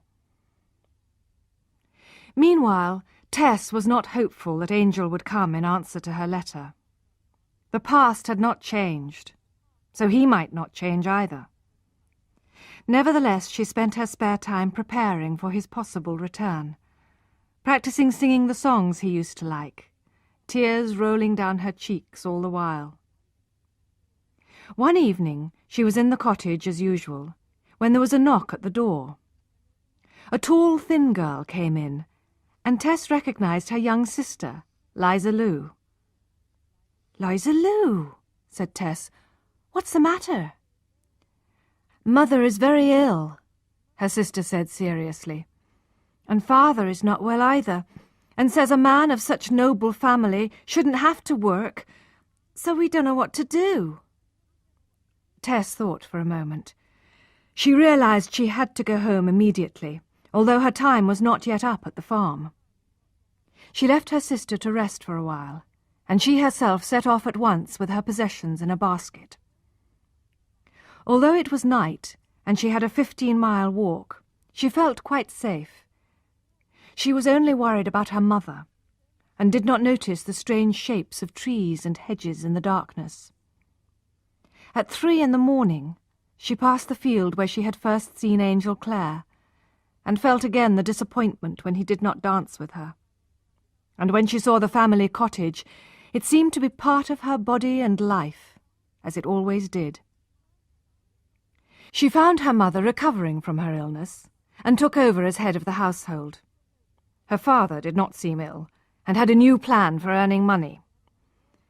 "I'm going to find all the historians round here," he said, "and get them to pay money to keep me going. After all, they pay to look after old ruins. and I'm of historical interest. I think they'll be pleased to do it." Tess did not have time to answer. She nursed her mother, fed the children, and worked in the garden, planting vegetables for next year. She enjoyed working outside among her neighbours. One evening, when it was almost dark, she was digging happily in the vegetable garden some distance from the cottage. It was a clear, fresh night, with smoke blowing about from small fires in the gardens.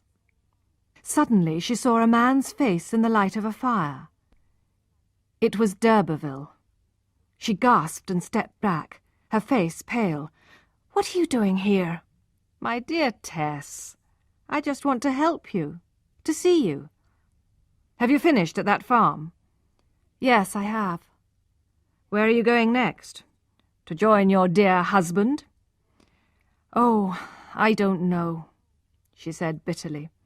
"I have no husband."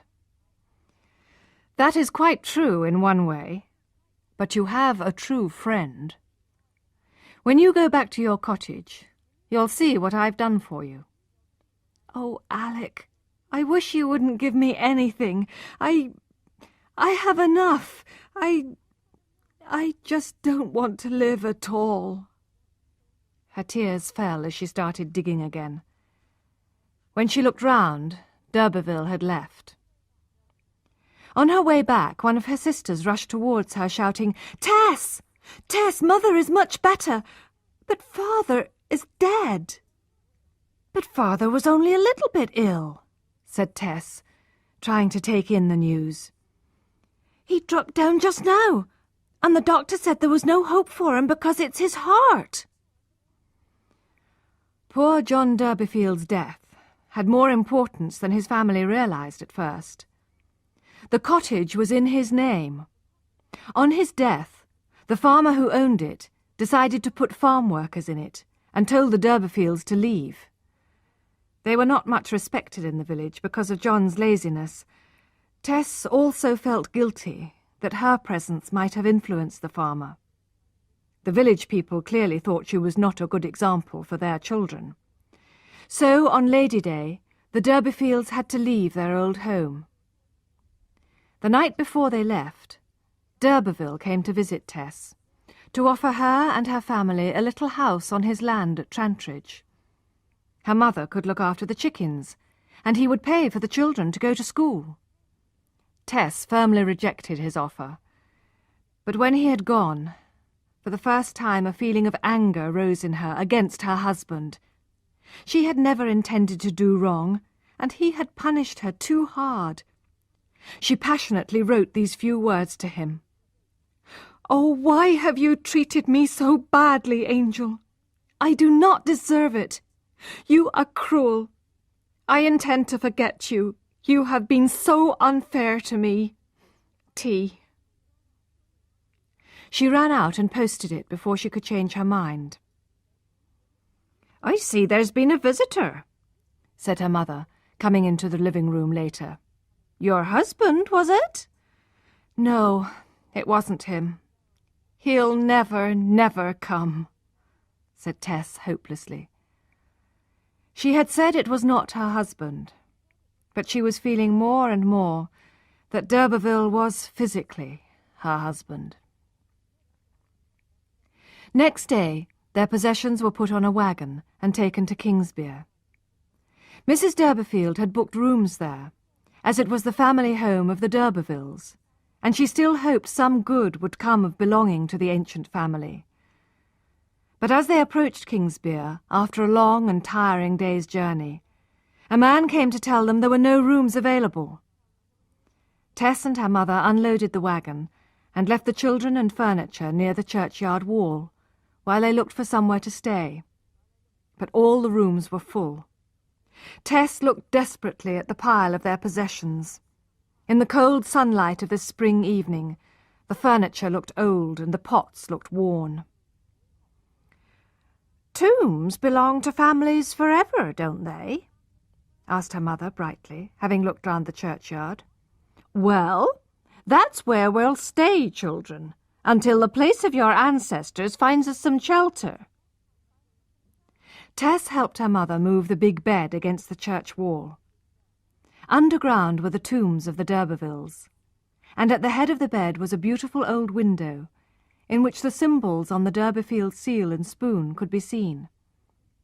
The children were put to bed, all together for warmth and comfort. "Tomorrow we'll find somewhere better," said Joan cheerfully. "But, Tess, what's the good of you playing at marrying gentlemen if it leaves us like this?" Tess went inside the ancient church and stared sadly at the tombs of her ancestors. She thought she saw a movement, and turned to look again at a stone figure lying on a tomb. When she saw it was Alec d'Urberville lying there, she almost fainted. "I'm going to help you," he said, jumping up and smiling at her. "You'll see that I'm more useful than a real d'Urberville. I'll see your mother. You'll thank me for this." And he brushed past her.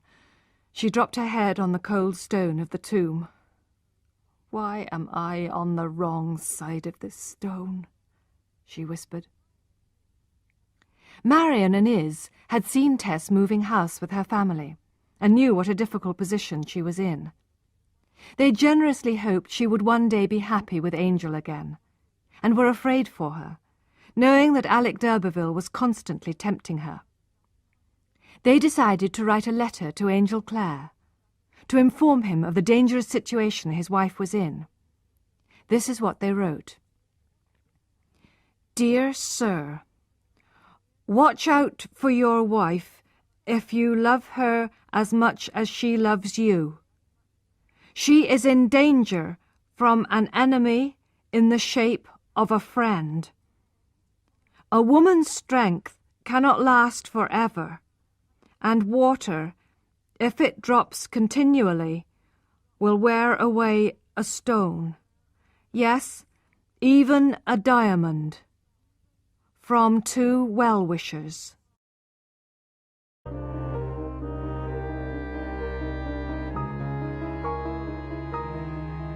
The End. Chapter 19. It was evening in the parson's house at Emminster. Mr. and Mrs. Clare were waiting anxiously for Angel's return. "He won't be here yet, my dear," said old Mr. Clare, as his wife went to the front door for the 10th time. "Remember, his train doesn't come in till 6 o'clock, and then he has to ride 10 miles on our old horse." "But he used to do it in an hour," said his wife impatiently. Both knew it was useless to talk about it, and the only thing to do was wait. When they heard footsteps, they rushed outside to meet the shape in the darkness. "Oh, my boy, home at last!" cried Mrs. Clare, who at that moment cared no more for Angel's lack of religion than for the dust on his clothes. What woman, in fact, however firm her beliefs, would not sacrifice her religion for her children? Nothing was more important to Mrs. Clare than Angel's happiness. But as soon as they reached the living room, she saw his face clearly in the light of the candles. She gave a cry and turned away in sorrow. "Oh, it's not the Angel who went away." Even his father was shocked to see the change in his son. They would not have recognized him if they had passed him in the street. The cruel climate and hard work had aged him by 20 years. He was like a shadow, thin and bony, with no spring in his step and no enthusiasm in his eyes. "I was ill over there," he said, noticing his parents' concern. He had to sit down, being weak after his journey. "Has any letter come for me?" he asked eagerly. "The last one—" "From your wife?" "Yes. I didn't get it until very recently, as I was travelling. If I had received it earlier, I would have come sooner." They gave him a letter that had been waiting for his arrival. Angel read it rapidly. It was Tess's last letter, short and desperate. "Oh, why have you treated me so badly, Angel? I do not deserve it. You are cruel. I intend to forget you. You have been so unfair to me. tea." "It is all quite true," cried Angel hopelessly, throwing down the letter. "Perhaps she will never take me back." "Angel, don't worry so much about a country girl," said his mother, anxious about her son's state of mind. "You know, I've never told you, but she is actually a descendant of one of the oldest, noblest families in England, a d'Urberville, in fact. And do you know why I left her? How could I be so narrow-minded? I left her because I discovered she was not the pure country girl I thought. She had been seduced by a so-called gentleman, but it wasn't her fault. And I know now that her whole character is honest and faithful. I must get her back." After this outburst, Angel went to bed early and thought about the situation. In Brazil, it had seemed easy to rush straight back into Tess's loving arms whenever he chose to forgive her. However, now he knew she was angry with him for leaving her for so long. He admitted she was right to be angry. So he decided to give her time to think about their relationship, and wrote to her at Marlott instead of going to see her. To his surprise, he received in reply a note from her mother. "Dear Sir, my daughter is not with me at the moment, and I don't know when she'll come back. I will let you know when she does. I cannot tell you where she is staying. We don't live in Marlott any more. Yours, J. Durbeyfield." At first, Claire decided to wait for further information from Tess's mother. But then he reread the letter sent on to him in Brazil, written from Flintcomb Ash. "I live only for you. Don't think I shall be bitter because you left me. I am so lonely without you, my darling. Haven't you ever felt one little bit of your love for me at the dairy? I am the same woman you fell in love with then, the very same. As soon as I met you, the past was dead for me." He was so touched, he felt he must go immediately to find her, however angry she and her family might be with him. While he was packing, the letter from Iz and Marion arrived, and made him hurry even more. His search for Tess took him first to Flintcomb Ash, where he discovered she had never used her married name. He began to realize, too, what hardship she had suffered, rather than ask his family for money. Next he travelled to Marlott, but found the Durbeyfield cottage occupied by others. As he left the village, he passed the field where he had first seen Tess at the dance. He could not bear to see it, because Tess was not there. In the churchyard, he saw a new headstone, on which was written, "In memory of John Durbeyfield, rightly d'Urberville, of the once powerful family of that name, and direct descendant of Sir Pagan d'Urberville, died March the 10th, 1800 and—" A gravedigger noticed Claire looking at it, and called to him. "Ah, sir, that man didn't want to be buried here, but in his ancestors' tombs at Kingsbere." "So why wasn't he buried there?"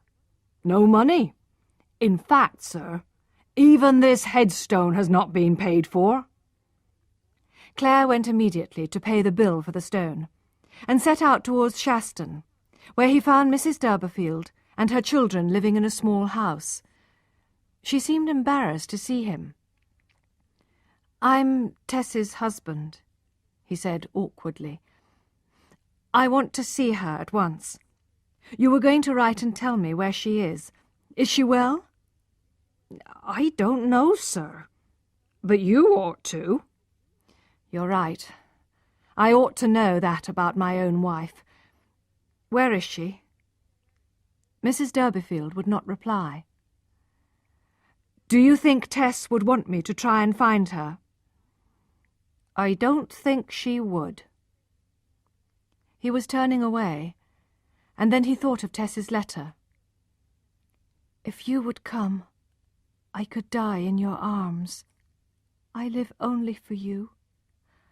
I am so lonely without you, my darling." He turned back. "I'm sure she would," he said passionately.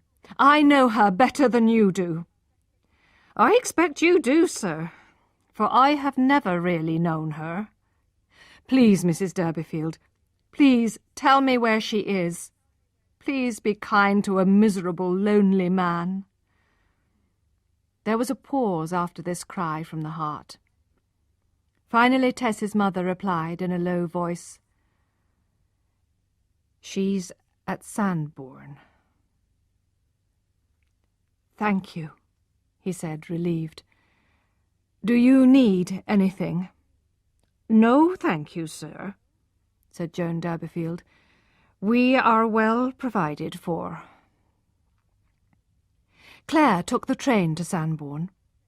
On his arrival at 11 o'clock in the evening, he took a room in a hotel and walked around the streets in the hope of meeting Tess. But it was too late to ask anybody. It seemed a strange place to Clare.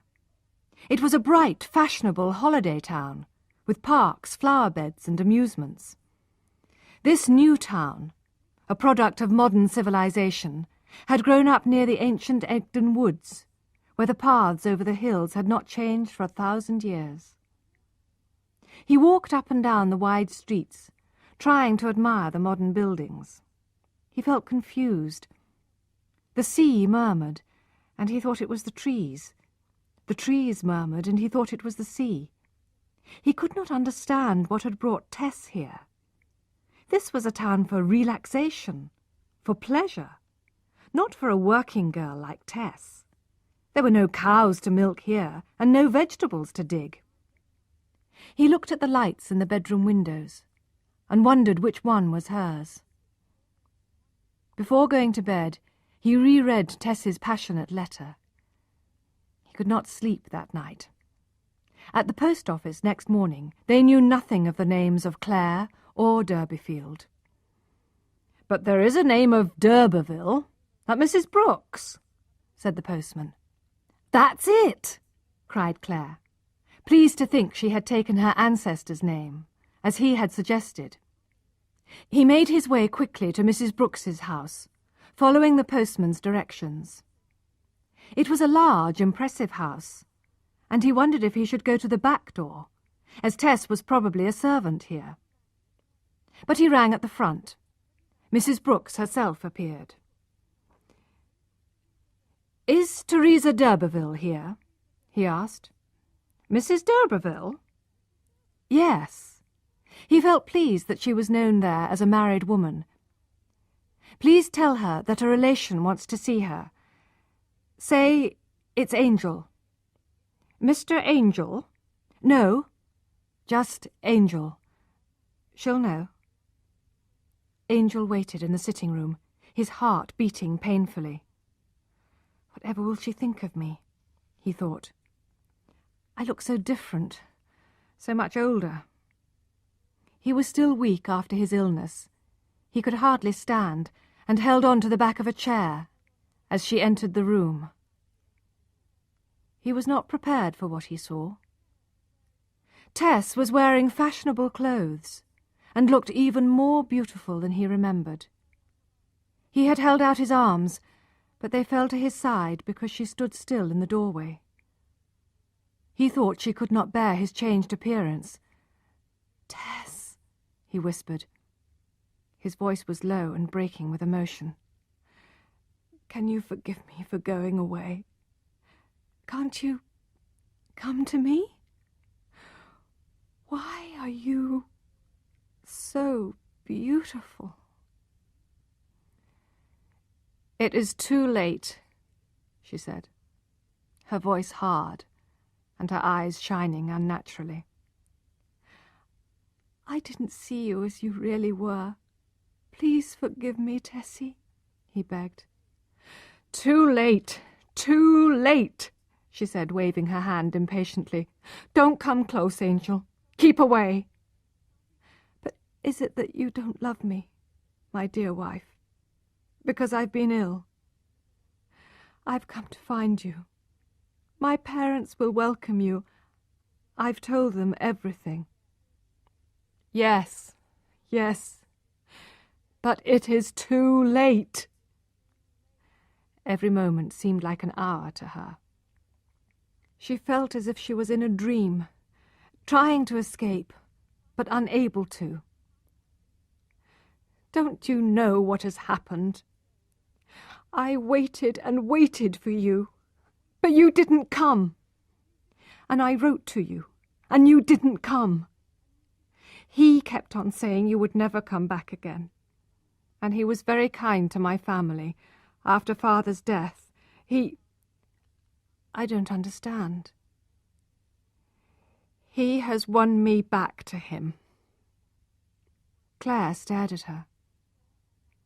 He saw her fashionable clothes. He saw her relaxed, well-fed body. He saw her white, delicate hands. At last he understood, and fell into a chair as if hit on the head. She continued. He is upstairs. I hate him now, because he told me a lie that you would never return, and you have returned. Will you go away now, Angel, please, and never come back? They looked at each other without joy and without hope, desperately wanting to be sheltered from reality. It's my fault, said Claire. But talking did not help. The Tess he had first loved had separated her body from her soul. Her soul remained and would remain faithful to him forever. But what happened to her body no longer interested her after he had rejected it. After a few moments of confused reflection, he realized Tess had left the room. His mind was in a fog. He felt very cold and very ill. Somehow he found himself in the street, walking, although he did not know where. Mrs. Brooks was not usually curious about her guests. She was too interested in the money they paid her to ask many questions. However, Angel Clare's visit to her wealthy guests, Mr. and Mrs. d'Urberville, as she knew them, was unusual enough to interest her. She could hear parts of the conversation between the two lost souls. And when Tess went back upstairs, Mrs. Brooks crept quietly up to listen outside the bedroom door. She heard Tess sobbing, and through the keyhole could see her half lying over the breakfast table. And then my dear husband came home to me, and it's too late, because you persuaded me. You with your fine words, as you did when you seduced me. You told me he would never come back. But he did. And you helped my family, and that's how you persuaded me so cleverly. And when I believed you and came to live with you, he came back. And now I've lost him a second time, and this time forever. He will hate me now. She turned her tear-stained face, and Mrs. Brooks could see how she was suffering. And he's dying. He looks as if he's dying. It will be my fault if he dies. You have destroyed my life and his. I can't bear it. I can't. The man spoke sharply, and after that there was silence. Mrs. Brooks went back downstairs to wait until she was called to take their breakfast away. She could hear Tess moving about, and then saw Tess leave the house, fully dressed in her fashionable clothes. Perhaps Mr. d'Urberville was still asleep, as he did not like getting up early. Mrs. Brooks wondered who this morning's visitor was, and where Mrs. d'Urberville had gone so early. Just then she noticed a mark on the ceiling. It seemed to be spreading. It was red, and when she stood on the table and touched it, it looked like blood. She ran up to listen at the bedroom door again. The dead silence was broken only by a regular drip, drip, drip. She ran wildly out into the street and begged a man she knew to come back with her. Together they hurried upstairs and pushed open the bedroom door. The breakfast lay untouched on the table, but the large knife was missing. They found it in Alec d'Urberville's heart. He lay on the bed, pale, fixed, dead, still bleeding. Soon the news spread all over Sanborn that Mrs. Brooks's guest had been killed by his young wife.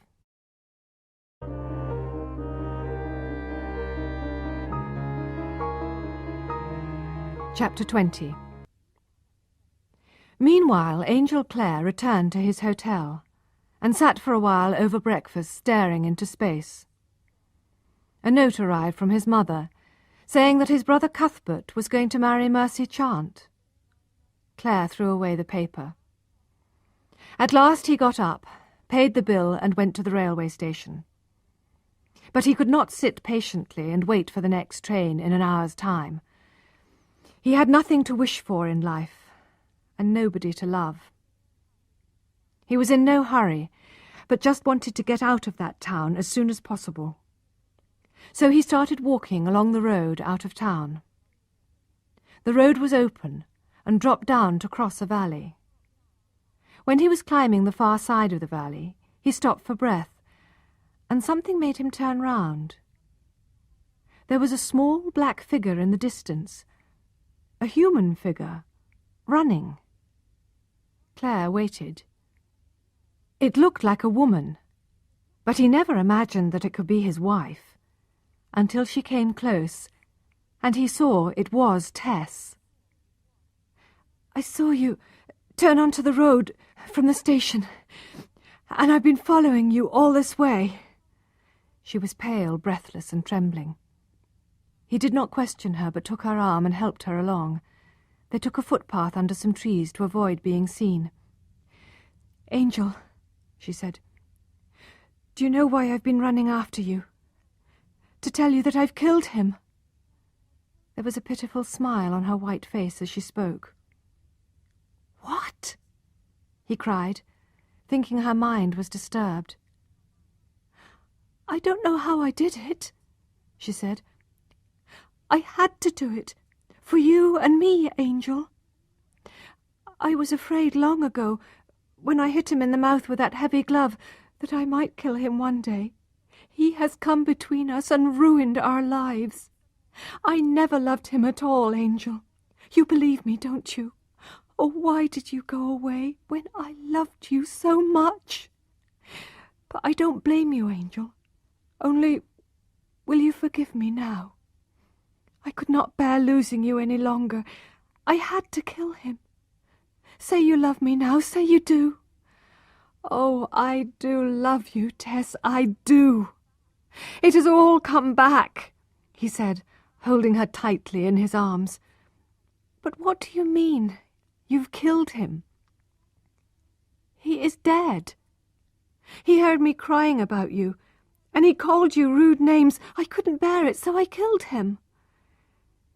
Eventually, Angel came to believe that she probably had killed d'Urberville. He was amazed at the strength of her feeling, and this, it seemed, had made her forget the difference between right and wrong. She did not seem to realize what she had done, and laid her head on his shoulder, crying with happiness. He wondered if the bad blood of the d'Urbervilles was to blame for this moment of madness. However, he knew he could not leave her now. She expected him to protect her. And at last, Clare felt nothing but love for this passionate, loving wife of his. He kissed her again and again, and held her hand. "I won't leave you. I'll protect you as well as I can, my dearest love, whatever you may or may not have done." They walked on, Tess turning her head occasionally to look at him. For her, he was still perfection, despite his thinness and pale face. He was the one man who had loved her purely, and who believed in her as pure. Their arms around each other's waists, they walked through the woods on lonely footpaths, taking care not to meet anybody. They did not talk much, being content to be together at last. "Where shall we go?" asked Tess. "I don't know. Perhaps we could find a cottage to stay in tonight. Can you walk a long way, Tessie?" "Oh, yes. I could walk forever with your arm around me." At midday, Angel went to a public house and brought food and wine back to where Tess was waiting in the woods for him. Her clothes were so fashionable that the country people would have noticed her. "I think we should keep walking inland, away from the coasts," said Claire as they finished eating. "We can hide there for a while. Later on, when they stop looking for us, we can go to a port and get right out of the country." But their plans were vague. They were like two children who think only of the moment. The weather was warm and they enjoyed walking together. However, in the afternoon they did not find any suitable cottages to stay in, and it was too cold to sleep outside. They had walked about 15 miles when they passed a large empty house in the middle of the woods. "All those rooms empty," said Tess, "and we have no shelter." "We can stay the night there," said Claire. "Look, there's a window open. The caretaker probably airs the rooms in the daytime. We can climb in. Nobody will know." And so they did. They chose a bedroom with heavy old-fashioned furniture and a huge old bed. They kept quiet while the caretaker came to shut the windows in the evening. Then the house was theirs. They ate some of the food they had brought and went to bed in total darkness. During the night she told him about his sleepwalking just after their wedding. "You should have told me at the time. Don't think of the past. Think of the present. Tomorrow may mean the end of our happiness." But when tomorrow came, it was wet and foggy. It seemed that the caretaker only came on fine days, so they were alone in the house. They had enough food and wine, and stayed there for the next 5 days. It was the honeymoon they had never had. They had no contact with people, and only noticed changes in the weather. Neither mentioned the depressing period from their wedding day to the present. They lived for the moment, and were completely happy. When Angel suggested leaving their shelter and travelling to a port like Southampton or London, Tess was unwilling. Why put an end to sweetness and happiness? Outside, everything is confused and sad. Here, we are quite content.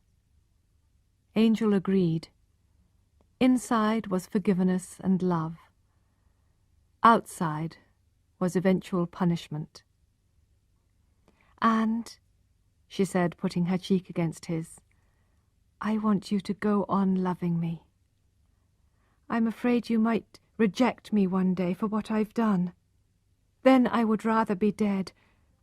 I must have been mad to kill him, but I don't want to be alive when you reject me for it."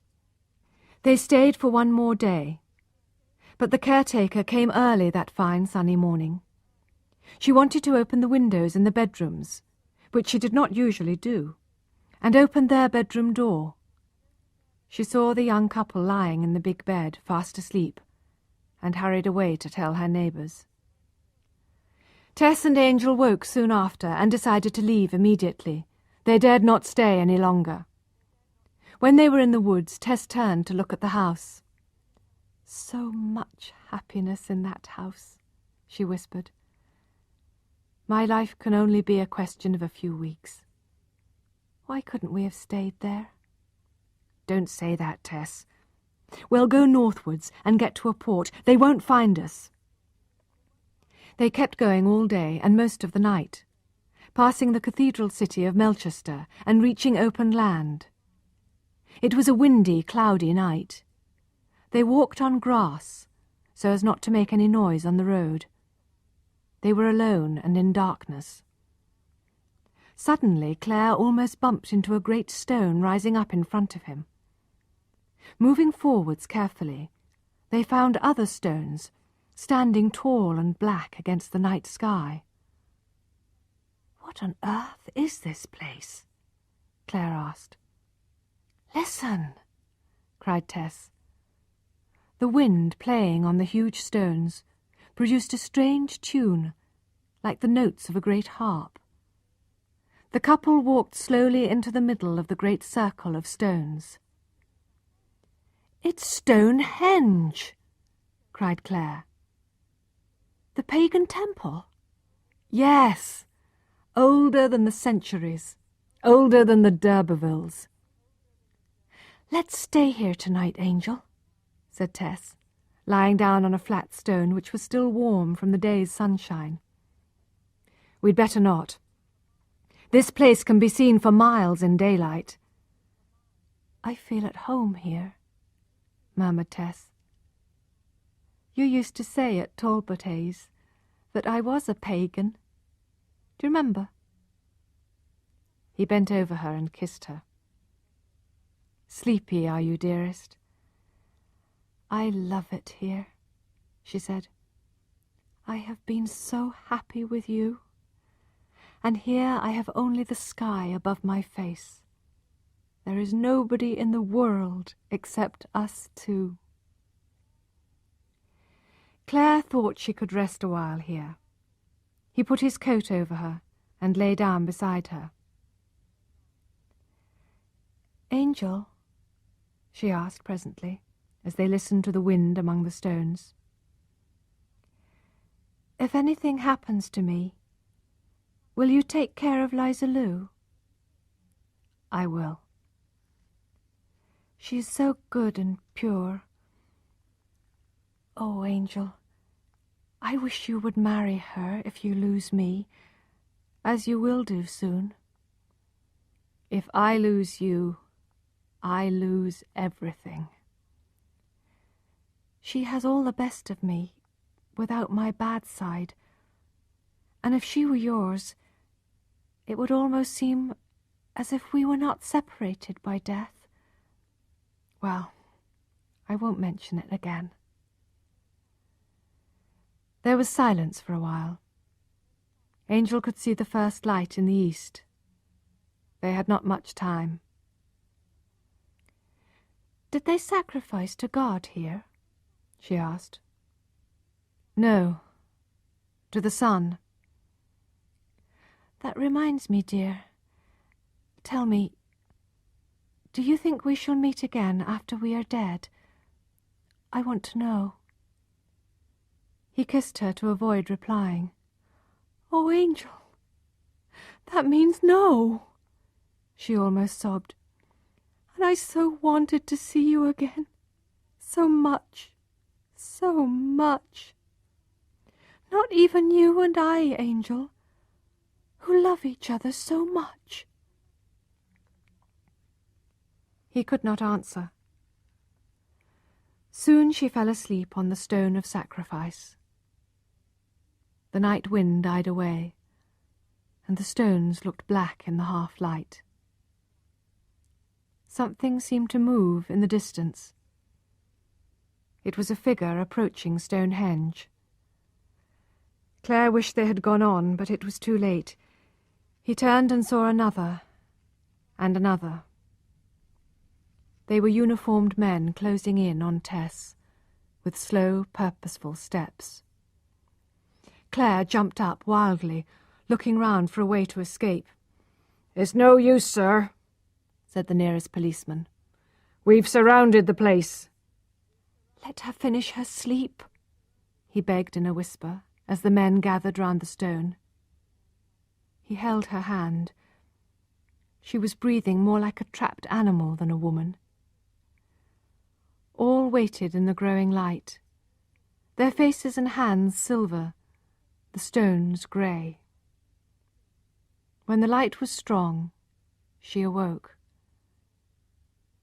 "What is it, Angel?" she said, sitting up.